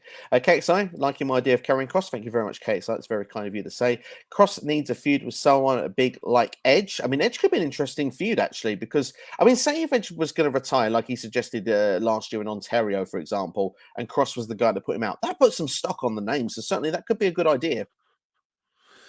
Yeah, I just think that they more than likely with how Edge has been the last couple of years. I think he'd rather do it with someone like Ciampa or Priest. So maybe one, but like I said, whoever, because at some point he's got to retire. At some point he's got to have that one final match, and he's got to put someone over big. So whoever's going to get that rub is going to just gain massively from it. Absolutely. Just don't make sure it's Cross versus Corbin. Sorry, Kate. Bray Wyatt underwhelming. I mean, the thing is, the story, like I said, we've said it's been very, very slow right now. One thing I would say positively, there was a bit of direction, bit something in the other direction. Let's hope between now and Mania it becomes from underwhelming to whelming. We hope that we enjoy it. Lewis says WrestleMania match Karrion Kross versus Seth Rollins could work. As we said, I think it'll be Seth versus Logan Paul. How about Karrion Kross versus Braun Strowman in the Control Your Narrative match? Never going to happen. Never going to happen. KXI says Edge wasn't in the match very long. He could have eliminated everyone in Judgment Day, but got eliminated by someone like Cross. I mean, that could have worked as well. But Cross was in the match for about 4 minutes. It just didn't help him really. But Edge was in the match very short. It did take me by surprise at the time, but I like what it built to, so I won't complain him. Yeah, it's just I think it was more to build. I don't know whether he's still fully fit or whatever, or they're just trying to use Edge sparingly because he is getting to that point where he's now getting to the end of his career. He's only meant to be signed on for X amount of matches a year, so giving him what was he 60 seconds or something stupid like that? He was in the Rumble. And the thing was, his gear looked so good as well, and I was like, oh man, you've literally eliminated him in a minute, and I was like, never mind. But yeah, like I said, just hopefully whatever comes with the future. Like I said, I think it's just all about that. It's all about getting revenge on the Judgment Day for kicking him out. Absolutely. And Kate goes and say, kind of my problem with Judgment Day, like even when they lose, they still win, was basically the whole story with the Judgment Day and OC feud. Yeah, I mean, they have been booking the OC, the Judgment Day strong, but I've liked that. I feel like they've been a really strong feud on Monday, strong stable on Monday Night Raw, and I like a focal point. I liked when we had the days like Evolution, for example, and stuff like that in past. So for me, I've been okay with it, but Judgment Day, the comeuppance is coming, and I think at WrestleMania is going to be the perfect place to do it because that's when you get your major payoff.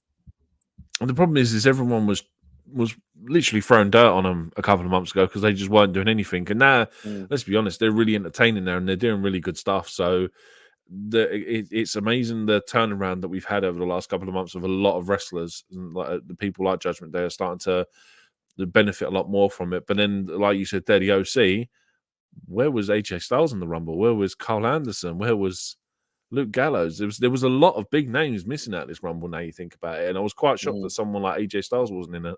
Well, he's still injured, isn't he? He picked up the ankle injury, and I think that. Oh, is it? I didn't realize. Yeah, that's why he's out for the time being. I want to quickly go back to the Bray Wyatt's underwhelming comment, just purely because of the fact that I feel that we should just quickly go through the Bianca Belair Alexa Bliss match as well, because there's not really much to talk about on that one, really.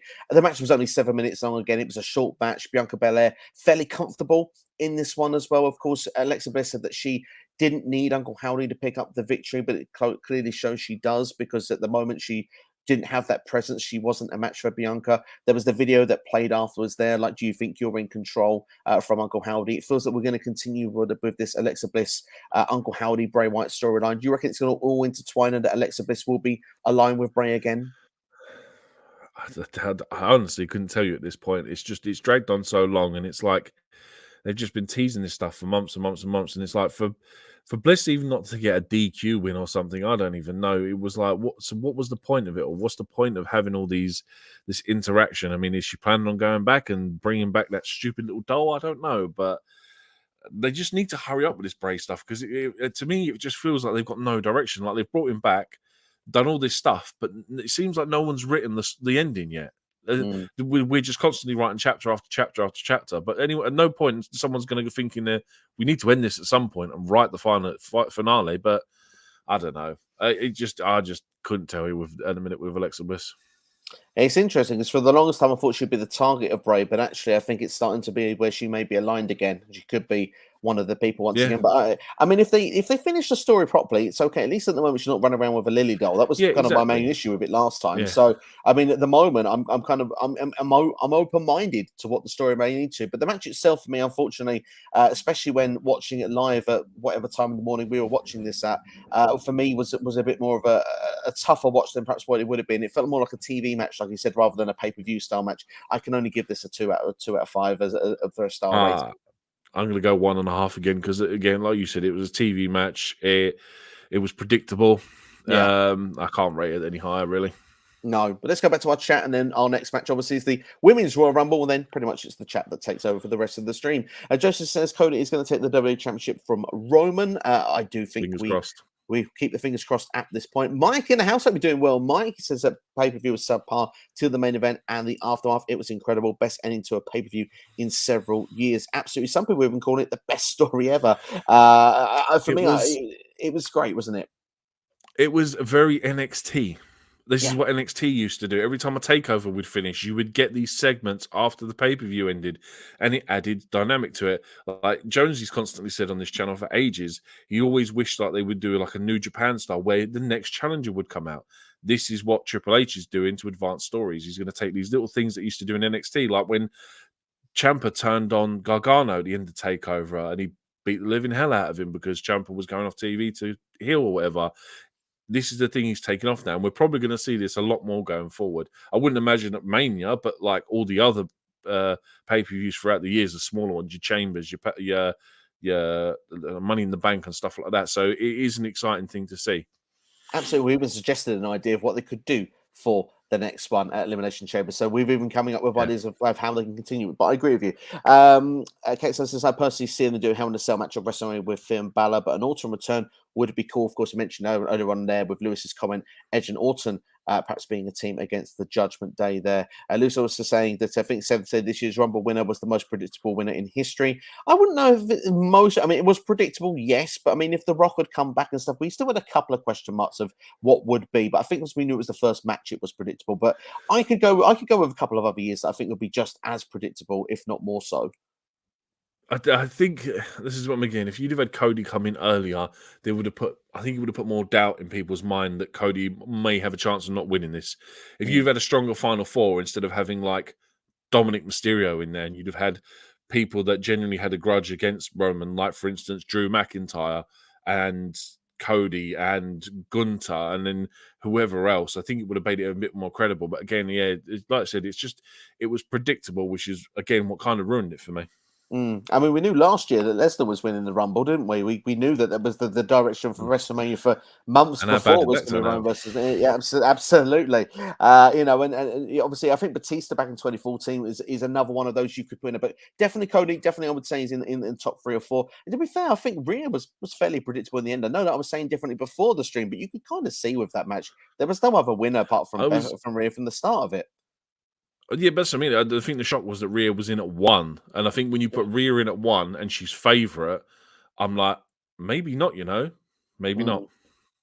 That was the only thing, obviously, because she had the beatdown before. But we'll be going to that in a couple of seconds' time. Obviously, we want to catch up with the chat as best as we can because we're quite well behind of them at the minute. Rhea Ripley versus Beth Phoenix in the Chamber certainly could happen. Like I said, the mixed tag match also a possibility as well. Logan Paul versus Seth would be a banger, as it certainly would.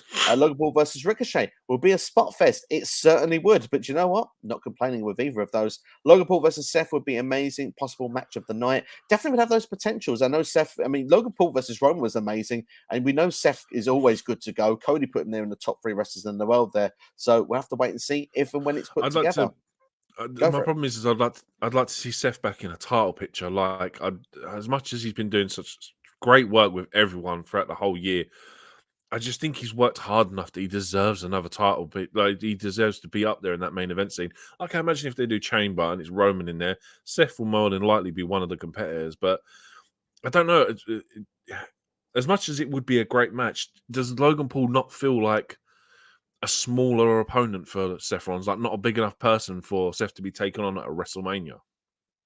Yeah, absolutely. I do see a point of view. I mean, the thing is, Seth, for me, is someone who should be in championship matches, but at the same time, obviously, if you've not got him in those top matches right now, an attraction match with Logan Paul, whether you like Logan Paul, you hate him, there's going to be some that are going to be on either side of the coin with this. But Logan's put on great matches so far in Yeah, I WWE, can't argue that. and the thing is like he does bring a different audience in that we're going to be there regardless. But there will be a portion of the audience go that follow Logan Paul when Yeah, he's impulsive, true. and Yeah, they said, and they'll get to know more about Seth Rollins. It only, dare I say, it'll help. Seth Rollins is already a it's good. star, The but best for business.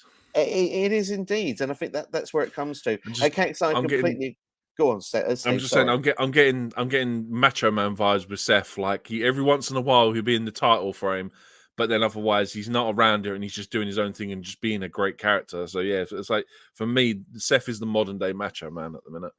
I couldn't argue with that. All that's missing now is the crown and the scepter, and an oh yeah, would have been. That's the best impression I can do, by the way. Yeah, KXI says number 1 and 2 should have been Cody and Seth. We predicted that yeah, going we in. said We that. mentioned with Cody already as well. Lewis But says, "Hey, go on."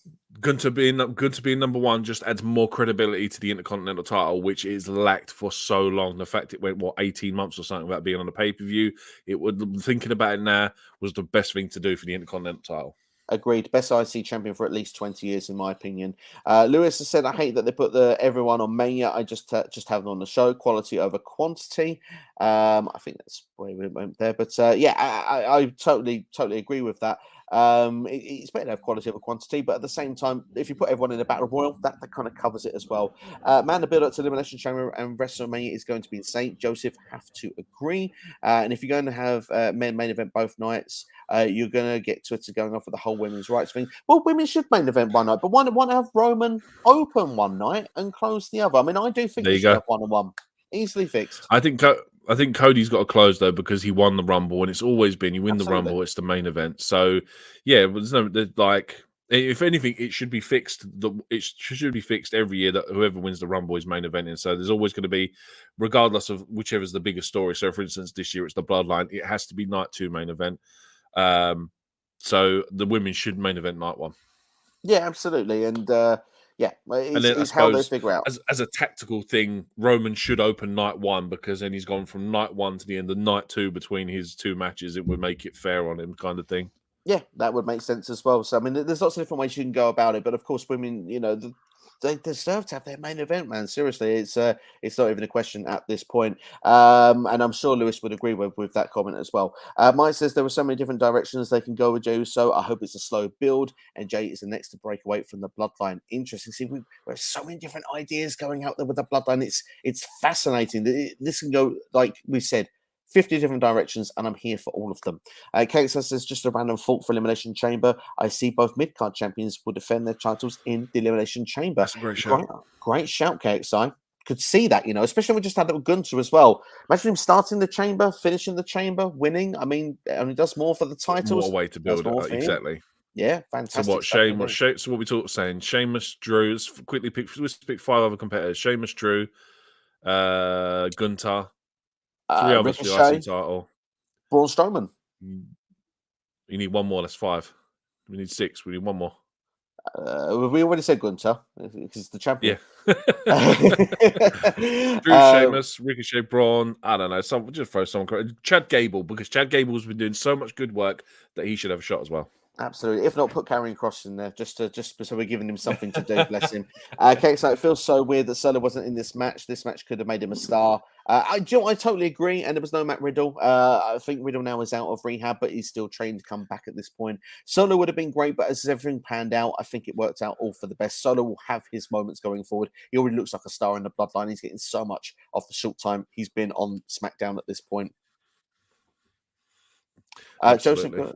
Joseph says that Sister Abigail was vicious. I have to agree. The next 2 months is going to be crazy. So again, I'm just agreeing with you, Joseph. Every comment I just go, I agree, but you're on the money. LA Knight should remake that Usher song. Yeah. Yeah. Is there a way to pin this comment somewhere? I like that. I love That's amazing. great.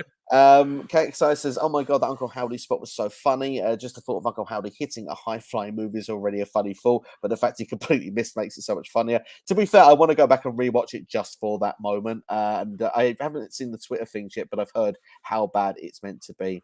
Joseph reckons that Alexa should get a rematch against Bianca. Well, we've got Elimination Chamber in just 3 weeks' time. Certainly a possibility. Maybe with Uncle Howdy's presence this time, it could be more of a match. There's still a bit of story to be told with it. Do you reckon they could do what they did with Extreme Rules and have every match be an elimination chamber?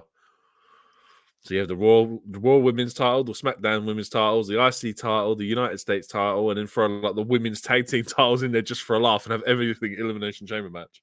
I feel it would be overkill for me, but hell, why not do it? Why not? Go for it. I'm here for it. Joseph, thank you very much for the kind words, my friend, and look after yourself, and thank you for watching as always. Let's go back to the comments in a minute. Let's talk about the Women's Royal Rumble match, and then we've pretty much covered the show, so we can cover your comments then to wrap up the stream. I think that's the fairest way to do it at this point. So obviously, the Women's Royal Rumble match has some really good spots going through it as well. We'll try and go for it as quick and as best as I can. Rhea Ripley and Liv Morgan were numbers 1 and 2. Liv Morgan did get to do that journey story that she wanted to do, even though she's crazy for wanting to start the match. She proved why she would want to do it. Bayley was the number 6 entrant in the Royal Rumble match. Obviously, Damage Control managed to get an early advantage. All 3 members in the first 10, eliminating 5 competitors in total. We really felt that they were a tight unit. This, for me, was the best I've seen of Damage Control in quite a while. They need to build this group, almost like we've just seen how things with Judgment Day and talking about them. Damage Control need this momentum to carry on going after this. Yeah, this was one of their strongest showings today. It's just I don't understand how when you put Damage Control in scenarios where it's multi-person matches, like for instance a Rumble or a 3-on-3 tag match, they seem to exceed. But yet if you put them in a scenario where it's 3-on-1, they seem to suffer and can't beat one person. It's the strangest dynamic with those 3 at the minute. It really is. It's kind of like someone that does a karaoke song and says, like, I can sing like a Whitney Houston or a Bruno Mars, but if you give me that Oasis song, I really struggle. Or Tequila. I mean, Tequila's a tough one if you miss the note. But at the same time, going back into it, Roxanne Perez obviously was the number 8 entrant. With quite a bit of NXT involvement in this Royal Rumble. It was more than we got with the men's. Obviously, Zoe Stark was another one we got. The Indy Hartwell was later in the Rumble as well. Can I just say quickly, Roxanne Perez, she looks like she's better than half of the main roster already. This girl is like 20 years old. Damn, she is going to be a star. We talk about like the top names now, the future and the untapped potential. I mean, we knew how good Roxanne Perez was already, but my goodness, just even being in the Rumble for about 5 to 6 minutes in that time maximized every moment. The stock went up a lot higher, in my opinion. And the fact that they emphasize the point that she is the NXT Women's Champion as well, which is like, yeah, she's this good. You need to now go watch NXT to carry on watching her being that good. Absolutely. They made reference of Vengeance Day, of course, which the predictions will be coming this upcoming week in a live stream. I'm going to try and fix that for one of the days. I'll put it on the channel. Maybe Thursday. Thursday is the early idea that I have in mind. But at the same time, obviously, we mentioned Zoe Stark already had a very good showing in the match as well. Becky Lynch was number 15. She came in like in the middle of the match. Obviously, there was the fighting with them on the floor, which was fun for what it was. But Becky managed to eliminate 2 members of Damage Control, but then she was eliminated herself by Bayley. At this point, for me, this felt like a Daniel Bryan moment in the 2015 Royal Rumble. I thought myself, if there was anyone I thought other than Rhea Ripley that could win it, I thought Becky Lynch was the only other one. Bayley was the other name that had been bandied about. They both got thrown out at this point as well. From the rest of the Rumble here, for me, I was like, I just don't see anyone else winning it. Not that there's necessarily anything wrong with that, but at the same time, I felt it was a bit of a weird way to have 2 of your favourites go out so early. I think for me, by the time it got to the final 3, I was totally sold on watching any one of those 3 win it. Like just say the 3 people that were left, I was like, yep, I'd be happy with any single one of these 3 winning it. I'm gonna pop either way. It's gonna be a great result.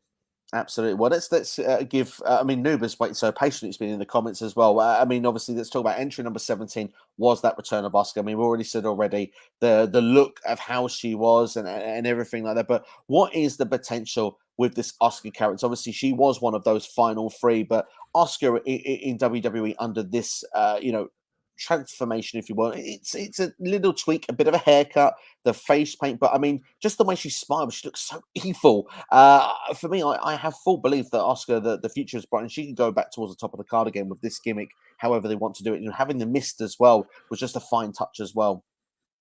Do you know what? I'm such a big fan of the poison mist. Like, I know, like you used to get years of like people like Tajiri and stuff using it, but now that someone like Asuka is using it, and aside from a breeze that unfortunately made it didn't work out too slightly well towards the end of this match because she did it and it kind of all went back towards her. But yeah, I'm such a big fan of it, and I'm really excited to see what they do. Don't really want her to go on another undefeated run because I think we've got that too much with Roman at the minute, and Harry can't be beaten. But I would just like to think that she's going to get used a hell of a lot better. Actually, they're going to go back to essentially what she was during the pandemic era, where we get Asuka being that good again. And yeah, the prospect of having Hill Asuka, we've seen glimpses of it before when she was using the mist, but now I think we're going to get a proper full-on Hill Asuka, and I'm really excited to see what they do with it. Absolutely. And to be fair, I think that we mentioned what would be the match for there. I could see the damage control stuff happening. The Io Sky match is something everybody wants, by the way. Bailey obviously could be a revisit. It's been a good couple of years since we've had that. So I think that could be a good, safe bet of where Asuka could be going if she was to remain as a babyface. But let's wait and see. It's fascinating stuff. And I'm sure we will answer more questions about Asuka. And obviously, we've got to get to the final three. But before we do that, we have a couple of more honorable mentions that have to be made here. Zelina Vega in the Street Fighter cosplay and doing the Street Fighter moves. She was awesome in the match. Like, where's this on a weekly basis? Give me that Zelina Vega every single week. I'm down for that. This is the kind of cross-branded promotion stuff they should be doing, because obviously they announced that she's going to be one of the commentators for Street Fighter 6 when it comes out in the summer. Absolutely, yeah. Let's be honest, a lot of wrestling fans, also gamers, this is the stuff you should be trying to promote, not Mountain Dew. This was fantastic. She looked like $1,000,000. And even the point where she was on the apron with Xia Li and she's pulling off the poses from the character from the video game was fantastic. Absolutely loved this. This is how they should be booking Zelina Vega going forward. Every single month she comes out as like every single match she has on a pay-per-view, she should be doing was it cosplay as one of these characters, because this was fantastic. Yeah, I absolutely loved it. It was absolutely awesome. Obviously, Michelle McCall was a surprise entrant, was in the crowd. She'd been shown earlier the night with her kids, and then she kind of went, okay, and they made a big point of it. She's got her Uggs in the ring. She had still had a good performance. On.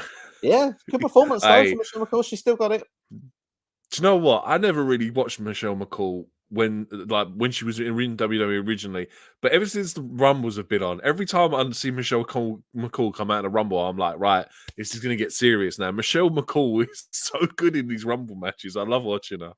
Yeah, she's always fun to watch with those. Lacey Evans, of course, made a return on SmackDown this past week. Obviously, she was involved in the Rumble here. It didn't end up too well for her, but Raquel Rodriguez was the one that eliminated her from the match, but she did have a vicious elimination of Zelina Vega. It was one of my favorite eliminations of the match. The hard hit of a Vega hitting the floor. Damn, is all I'm going to say about that. It was a very good quite poor Ron Simmons impression, to be fair, but I do my best with them. At the same time, as we got towards the end of the match, Raquel Rodriguez and Rhea Ripley, sorry, that little conversation they had. You've missed one really key point here. Entry number 18, the former Doudrop coming back as Piper Niven. Of course. And tell you what, it's been a long time coming. We literally said this 2 days ago. We said this 2 days ago. It shows how eventful the Rumble is that it's easy to miss a detail. But you know what? I'm so pleased to see Piper Niven back. Obviously, she explained about the reasons why she was off TV. Because obviously a health scare and illness and that. Great. She had all the checkups done right there for the Rumble weekend. And of course, now she's got rid of the Doudrop name. Of course, commentary did throw in as many do and drop references they could in the first few minutes she was in the match. But once we got past that, Piper Niven now, and with that name change as well, hopefully Piper Niven's got a very bright future going forward. Yeah, sorry. Do you know what? I just remembered one other thing about the commentary. Now you said it when Zelina was on the apron and you got Pat McAfee screaming "Tiger Knee" from Street Fighter. Yeah. Oh, it was dying inside. It was amazing. Sorry, I just remembered it. No, that was a great moment. Raquel Rodriguez, though, let's go back into some Yes, of go these. again. Carry on. I mean, to be fair, I don't know if this is before the entrant number 30. I've sort of lost details. I mean, we're really going to like 4:30 in the morning territory for those that are wondering if I get the chronological order a little bit off here. But let's actually, rather than go with the Raquel elimination, let's talk about something that I just really want to talk about, which is the number 30 entrant, because of the fact it's not necessarily who the entrant necessarily was, but it's more the fact of how they butchered the countdown. You couldn't do it anymore because, I mean, Nia Jax gets a tough time anyway. I'm not going to give her a tough time here. She's come back. She's back in WWE. Fair play. So I hope that everything goes well for her in WWE coming back. But I mean, obviously, there's 11 people left in the match, and they butcher the countdown, and then she comes down, and yeah, it just was a bit off, wasn't it? The fact that her music started playing before the countdown clock even popped up, and then like, I'm sitting there thinking, my God, I bet Vince is sitting at home going, this would have never happened if I was in charge. Just imagine him doing, man. Budget cuts is all I'm going to say about that. But yeah, Nia Jax didn't last very long, did she? She was thrown out of the Royal Rumble by everybody. But now I can go on to Raquel Rodriguez. That was an amazing spot with Rhea Ripley. It looked like Rhea, one of the legitimate times she could have been eliminated, but Raquel was the one that hit the floor at the time. As we dwindle down the numbers, let's just talk about the final three, because my goodness, Asuka, Liv, and Rhea had one of my favorite endings to a Royal Rumble ever. All three of them on the apron at the same time. Asuka going for the mist with Rhea Ripley ducking, and it going to Liv's eyes. Of course, then Asuka was eliminated from the match. Rhea, though, ends up to the point where she's sort of hanging on, thanks to Liv. And then, obviously, Liv looks like she's going to try and take the arms off, but can't quite see where she's going. That head scissors to the floor to finish it off, man. That was takedown. That is definitely one of my favorite Rumble finishes ever. Amazing stuff. I just love this. Like you said, when it got to the last three, I could have been happy with any of them, because, like I say, Asuka for me just feels completely refreshed. Liv Morgan, I got to a point where I thought myself, I'm down for this redemption story all of a sudden. I said before the 100%. Rumble, it's not the right time, but she went from start to finish. That's raised her stock straight back up once again, and she proved everybody wrong. Everyone that laughed at her, by the way, before the Royal Rumble, saying that you won't make it to the end and all the rest of it, she outlasted all of them. So that kind of proved her point as well. But Rhea Ripley, obviously, it's the right winner. It's the right time. Mummy, it's everything is there that's right for Rhea Ripley right now. And the big question is, what is she going to do at WrestleMania? Is she going to go for the Raw Women's Champion Bianca Belair, or is she going to go for Charlotte, the redemption on SmackDown? And of course, it would make sense because Dom could go over to SmackDown chasing after Rey Mysterio. So there's a lot of counterparts that can come into play here, and it's all very, very exciting. But the Women's Royal Rumble match, what's your final takes of it, and then giving your rating with it, and then we'll go back to our chat. Like I said a little while ago, I would have been happy with either three of these winning. Asuka come back looking like $1 million. I was like, yep, I'll take Asuka winning, because going into Mania, she's got issue with Charlotte. Hell, I'd even like to see Bianca taking on Asuka. I think that would be great. Liv, like you just said, it's a great redemption story, coming in at number 2, going the distance, winning the Rumble. But again, unfortunately, it was predictable. It was a bit. I'll tell you what, there was less. I was split between the three at the end. Like the whole way, when if you'd have told me I'd have had Asuka, Liv, and Rhea as the final three, I would have been in exact same position, 33% across the board. But it's the right winner.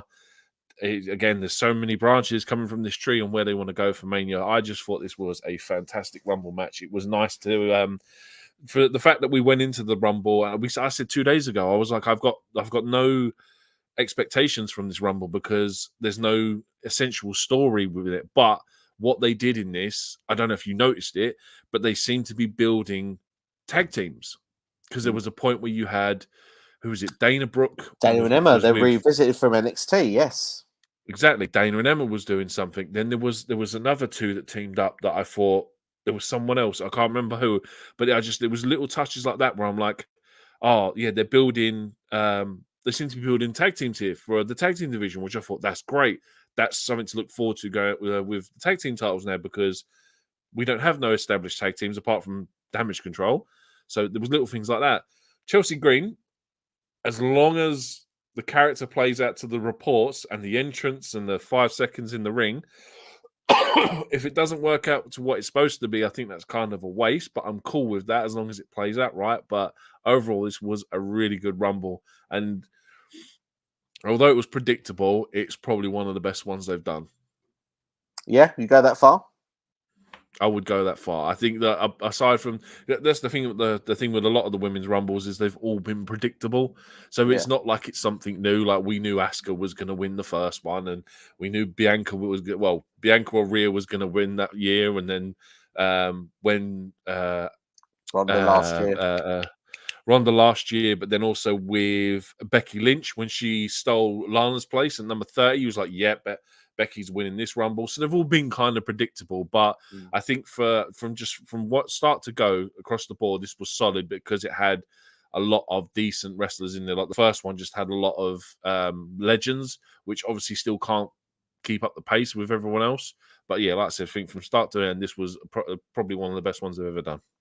Do you know what? The women's rumbles, I enjoyed it. I thought it was good structure with the match and stuff, like you said there. I did feel that at times, people that would come out towards the end, I didn't believe in them winning. Like when Shotzi came out, Nikki Cross, I just didn't believe they were going to. I wanted just one person to stand up. I thought they can beat Rhea Ripley. But when we got another final three, I then started having that thing of like, yeah, Rhea's going to win, but maybe I can believe in the others because Oscar's had this refreshing character, and that would have been fun to see her win it. Never had someone win the Rumble twice for the women yet as well. That's something we get to probably see at some point in the next couple of years as well. But then the thing is as well was when Nia came out, there was still like 11 of them in the ring. And it's like, it's not very often you've got so many women left, well, so many people left at the end of a Rumble. So to have like, I mean, how many was it? 2, 3, 4, 5, 6, 7, 8. There's 13 people. There's 14 left, including Nia, when she come out, because there was 13 people that eliminated her. So to have that many people left, it kind of left it all open, and then you get down to that final three. I just thought it was great. Yeah, no, it was a very solid Rumble for me. As a rating for it, I'm going to go for again. I think the same rating as the men's is what I'm going to go with. That sort of 3.75 mark. I think it was a really good Rumble. I think that it's a big improvement on last year's as well. So yeah, for me, this ticked a lot of boxes. And I think the only thing I would have asked for more, it would have been just maybe one or two more surprises. I would have loved if Kairi Sane could have come in, but I mean, we can't. We can't get all our Forbidden Door wishes, can we? But I mean, that would have been fun. But Chelsea Green, you mentioned it. We didn't mention her quickly in there. She was the number 20 entrant. Obviously, this Karen character is expected, which kind of then fits in with the I wasn't ready kind of vibe that we got here. Do you think she will have a bright future with this character in WWE? Or do you reckon that, like you said, there is a potential it could sadly go to waste very quickly and she gets lost in the shuffle? As long as she doesn't get injured, I think that's her biggest problem with main roster at the minute is just staying fit. Chelsea Green smashes it out the park every time. We saw her is it Laurel Van Ness? Yeah, absolutely. That whole split personality disorder thing was fantastic back in the day in Impact. I imagine Chelsea Green will knock this out of the park. She's been doing some great stuff on the independent scene, and I think it's only fair that she gets a decent shot now. Like, unfortunately, when she first debuted, she broke her wrist in the. I think she was in the Rumble, her first appearance on the main roster, and then she came back and had one match on SmackDown, and then got injured again. So hopefully, this all works out for her. But I reckon Chelsea Green playing a Karen, I think, is just going to be fantastic. Absolutely. Well, I mean, to be fair, she had a great showing on Impact in the last. She's not been injured for quite a while. She's had a great run in Impact and elsewhere where she's been, and obviously, like I said, with Matt Cardona as well, the stuff in GCW has been awesome. So, fingers crossed, she has a very successful stint in WWE. But let's go to the chat. You are the ones that are in control with this now. Actually, just 1 second before we do, just give you a full rating for the pay-per-view for us. Your premium live event rating out of 10. I didn't give my rating for the match. I'll give my rating for the match quickly for the Rumble. Yes. I'm going to say 4, just because I think the finishes in previous years, like Becky winning that year, coming out as 30th, Lana was a bigger thing. But overall, top to bottom, I'm going to give this a 4. For the pay-per-view itself, for as badly as I rated 3 of the matches, I'm gonna say it's a 4 because we got the right winners at the end of the day, which is going towards Mania. We had a lot of story-wise stuff. We had a lot of character stuff, and I just thought that's great in itself going towards Mania, which is what they're building for. So I'm going to say a 4 out of 5 for me. Nice. I'm going to go for a 3.5 out of 5, but I think I'm tempted to go with a 3.75 as well. Just bump it up a bit more with how that sort of show finished. Like you said, there's a lot of good talking points that come out of this. It's just there's a couple of matches in the middle that that felt a bit flat for me, just in places. But overall, this was a long show. But do you know what? I thought it was a really fun show, and yeah, definitely one that I will go back and watch again without question. But like I said, chat, we promised you we are half an hour behind you, so let's try and catch up with you as best as we can. We will go for probably about another 20 minutes tops, and then we will wrap things up here today. So let's go through this thick and fast and get as good points in as we know that we can. Lewis says we never really got Lashley versus Volta at Survivor Series, so this could be at SummerSlam instead. I would be down for that. Just have to make sure they're on the right brands, that's all. That's all, indeed. I really think Gunther should hold the title until Clash of the Castle. Now, hear me out. Imagine that Gunther versus Sheamus free at Clash of the Castle in the main event. Sheamus wins. Could be a good thing. Although we've got Money in the Bank this year, so I don't know if we're going to get. I don't know if we get Clash at the Castle anytime soon. But certainly, if you replace Clash of the Castle Money in the Bank, hell yeah, count me in. Absolutely. KXI says it still has a legit challenge as well, like Seth Rollins, Bobby Lashley, AJ Styles, and Drew. So many great matches for Gunther on the main roster. I'm excited thinking about it. C Nation Dog and House, and looks like a new logo as well. I'm digging that new logo as well. Cody Rhodes is beating Roman Reigns at WrestleMania. Totally have to agree. And even KXI giving a bit of love there for that new profile pic as well. We've got Mello YouTube. I don't think Cody is winning. You still have Jimmy. Interesting. We'll have to wait and see. That is the worry. And Solo as well. So obviously, Roman finds a way to win. Always has. So, Mello, you could make a very good point there. That's point. That's the pain. Uncle Howdy jumping was kind of funny. Absolutely. The only thing I'm going to take out of that sentence was kind of. I actually found it quite funny. Imagine Uncle Howdy jumping. I just did never thought about it.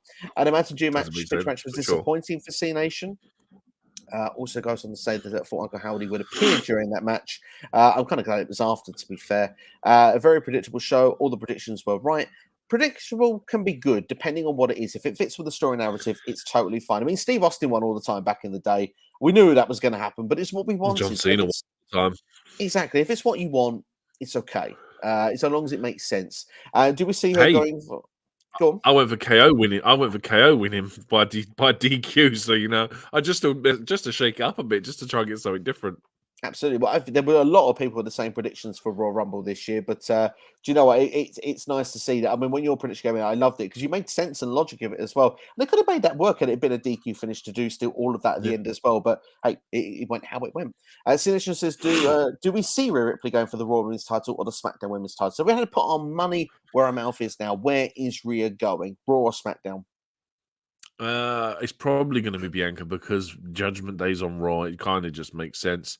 But I wouldn't be surprised if it is Charlotte because Charlotte obviously won the NXT title off of Rhea at WrestleMania. So Rhea owes Charlotte an ass kicking at Mania. So it's don't rule out either. But more than likely, I think it will be Bianca.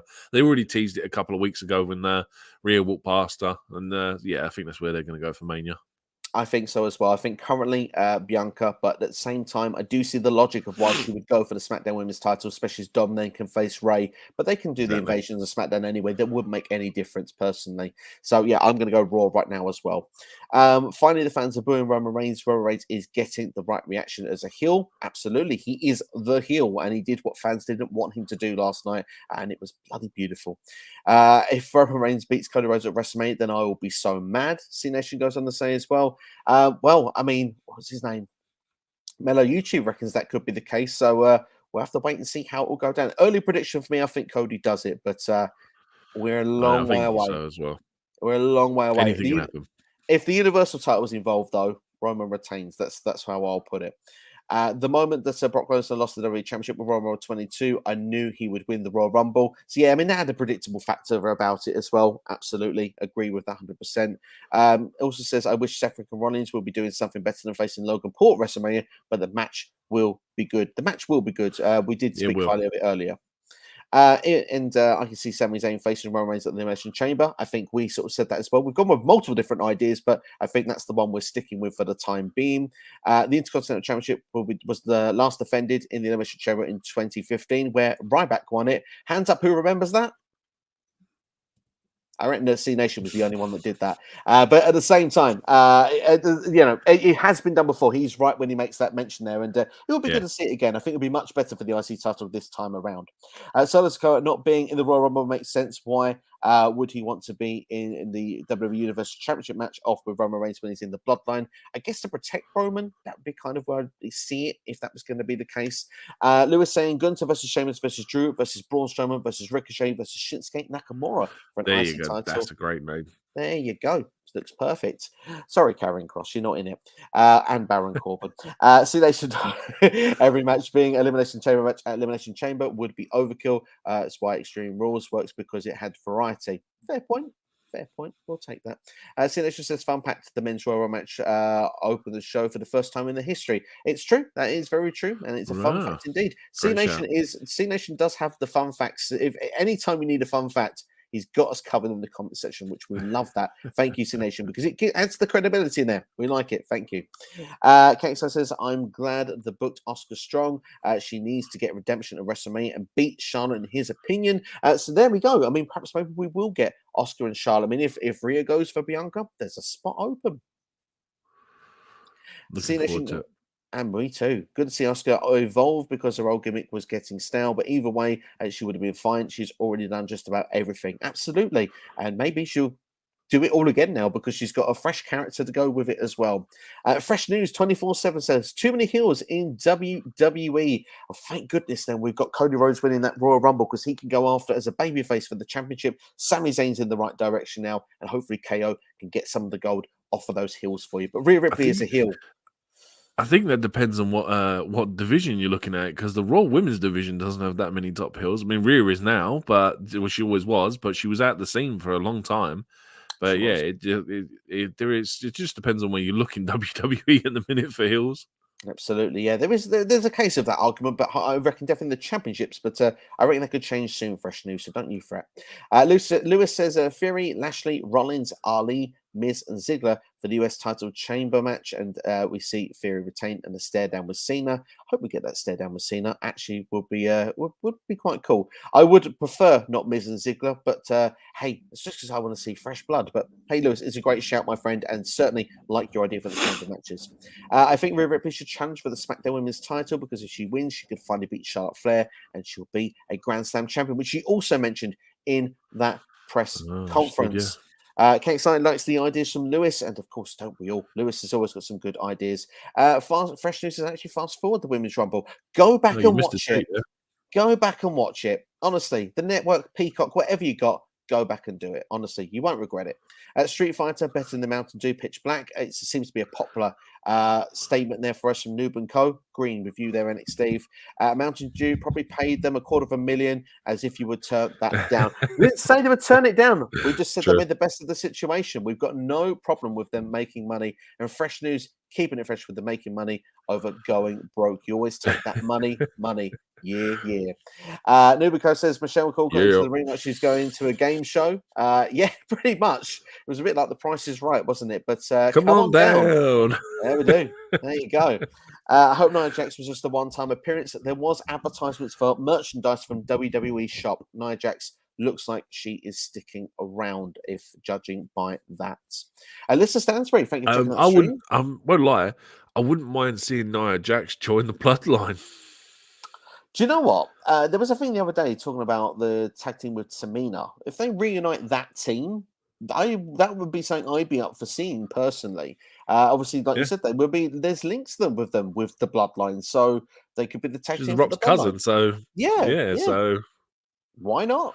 I hope she goes on SmackDown. I'd prefer her on SmackDown to Raw, personally. I think that there's a gap for her on SmackDown right now. Plus, the matches wouldn't need to be as long. So, if you think that it's better for her. It depends on whoever Rhea picks. Whoever Rhea picks, she needs to be on the opposite show.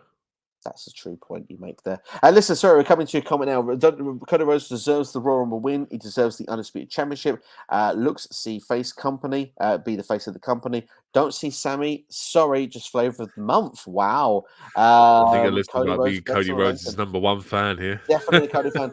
I agree with all of the Cody stuff there, but Absolutely. I would say if it's flavor of the month, Sammy's got to be flavor of 9 months by now. That story's been going on a while. I am thoroughly enjoying it. And I don't mind Alyssa. I will stay on that hill if I'm on my own, but I think Steve is with me as well.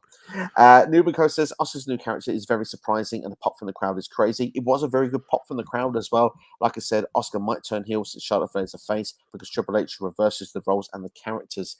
I mean, it can happen. We're not going to rule it out. I think there's a possibility after this Royal Rumble match. We'll have to wait and see. But yeah, The Oscar problem, ticking a lot of the boxes there.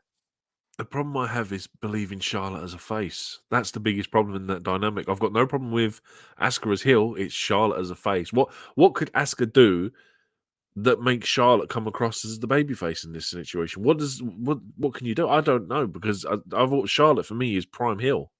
Just say woo a lot.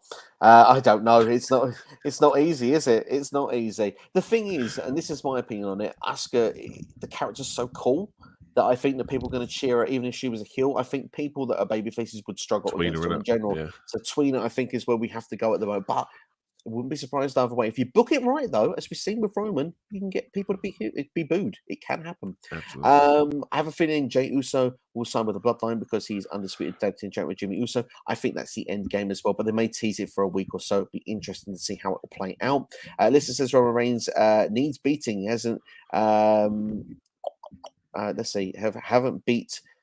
Have beat Sami Zayn square, Sami says. So, listen, I don't fully understand that, but Roman needs to be beaten. He hasn't been beaten for over 3 years. You are right there. Sami Zayn probably not likely to be one to do so, but we would like to see him do it. Fun fact, Roman Reigns and Sami Zayn have already had a match during Roman Reigns' run, and Roman Reigns squashed him because Brock Lesnar attacked him earlier in the night. And that is true. That was in December 2021, if I'm not mistaken, C Nation. Please let me know if I'm right or wrong with that. Nooble says the women's rumble is full of surprises, more surprises than the men's rumble. That is true this year. I would agree with that, but certainly I think both had their moments of being good in the match. Dan Kelly, thank you, Dan, for your comment here. Says Sami Zayn betrayed Roman was similar to Seth turning on the Shield. Certainly with the steel chair, you can see the similarities with it. Obviously, Seth though went heel at the time. Sami, it feels, went full on babyface, and very interesting how it played out. But yeah, I mean, did you see the similarities at all with this? Yeah, so I saw something earlier where someone that had got the original one from the Shield, but flipped the image and then overlaid it over the top, where you had Seth and Sammy on one side and then both the Romans on the other side, and I was like, it does ring a bell. Yeah, it was good to see, and it was like I liked it, man. I say I'm really excited to see where they go from here. Absolutely. We have to wait to see the story finish down before I can ask the question just yet of which was better, but certainly both could be iconic when you look back at it in a few years from now. Seth's, of course, is already iconic. 3 out of 5 for Noob on the Royal Rumble there for us. And also, the ending was good, but it was kind of a little too long. It was good, but I was so tired. It was a long show. It was a long show. I must admit, I had to watch this the following morning because it was 4:30 a.m. when it got to the start of Roman versus KO. And when I turned it on this morning, I saw there's still 52 minutes left of the show. I was like, huh? What is coming up? So surprising the network said it finished at 3:45, and we was like, "There's no way," because that was by that it was what they'd done, what the pitch black match and the men's rumble, and it's like, "There's no way you're getting 2 matches and a rumble in the next like hour. Ain't gonna happen." it was literally 2:36 in the morning when the first men's rumble was finished. That was the opening match. It was like, you're not getting this done in an hour and 10 minutes. Just no chance. So yeah, No I way. think someone hit the wrong button. Dan says Sami and KO will fight the Usos, I think, at WrestleMania. Dan, we think you're right, my friend. We talked about it at the start of the stream. We think you are correct. We're going to go on now for just another 10 minutes. So we're going to wrap up with the rest of the comments that we've got, and then we will wrap things up. Sinister says, I honestly do not want to see any more people join the Bloodline. They can't keep having people join to keep the faction fresh. It will eventually get boring. I mean, it could be a bit like Bullet Club, right? Bullet Club for laughter. Absolutely. Could keep evolving. Could keep evolving. And Bloodline for life. Absolutely, Bloodline for life. I'm going to give you a quick prediction, actually, just going back to that last one. And thank you, C Nation, by the way. It was in the December of that year. So thank you, C Nation, for looking at the facts. And C Nation saying that there about the Bloodline, I'm going to give you a little prediction of what I think is going to be ahead. I think that obviously everyone is looking up to Roman because Roman is the guy that's not beat, is not pinned. I think Cody wins the WWE Championship at WrestleMania. I think Roman makes 1,000 days as Universal Champion. I think Roman will lose that championship by SummerSlam.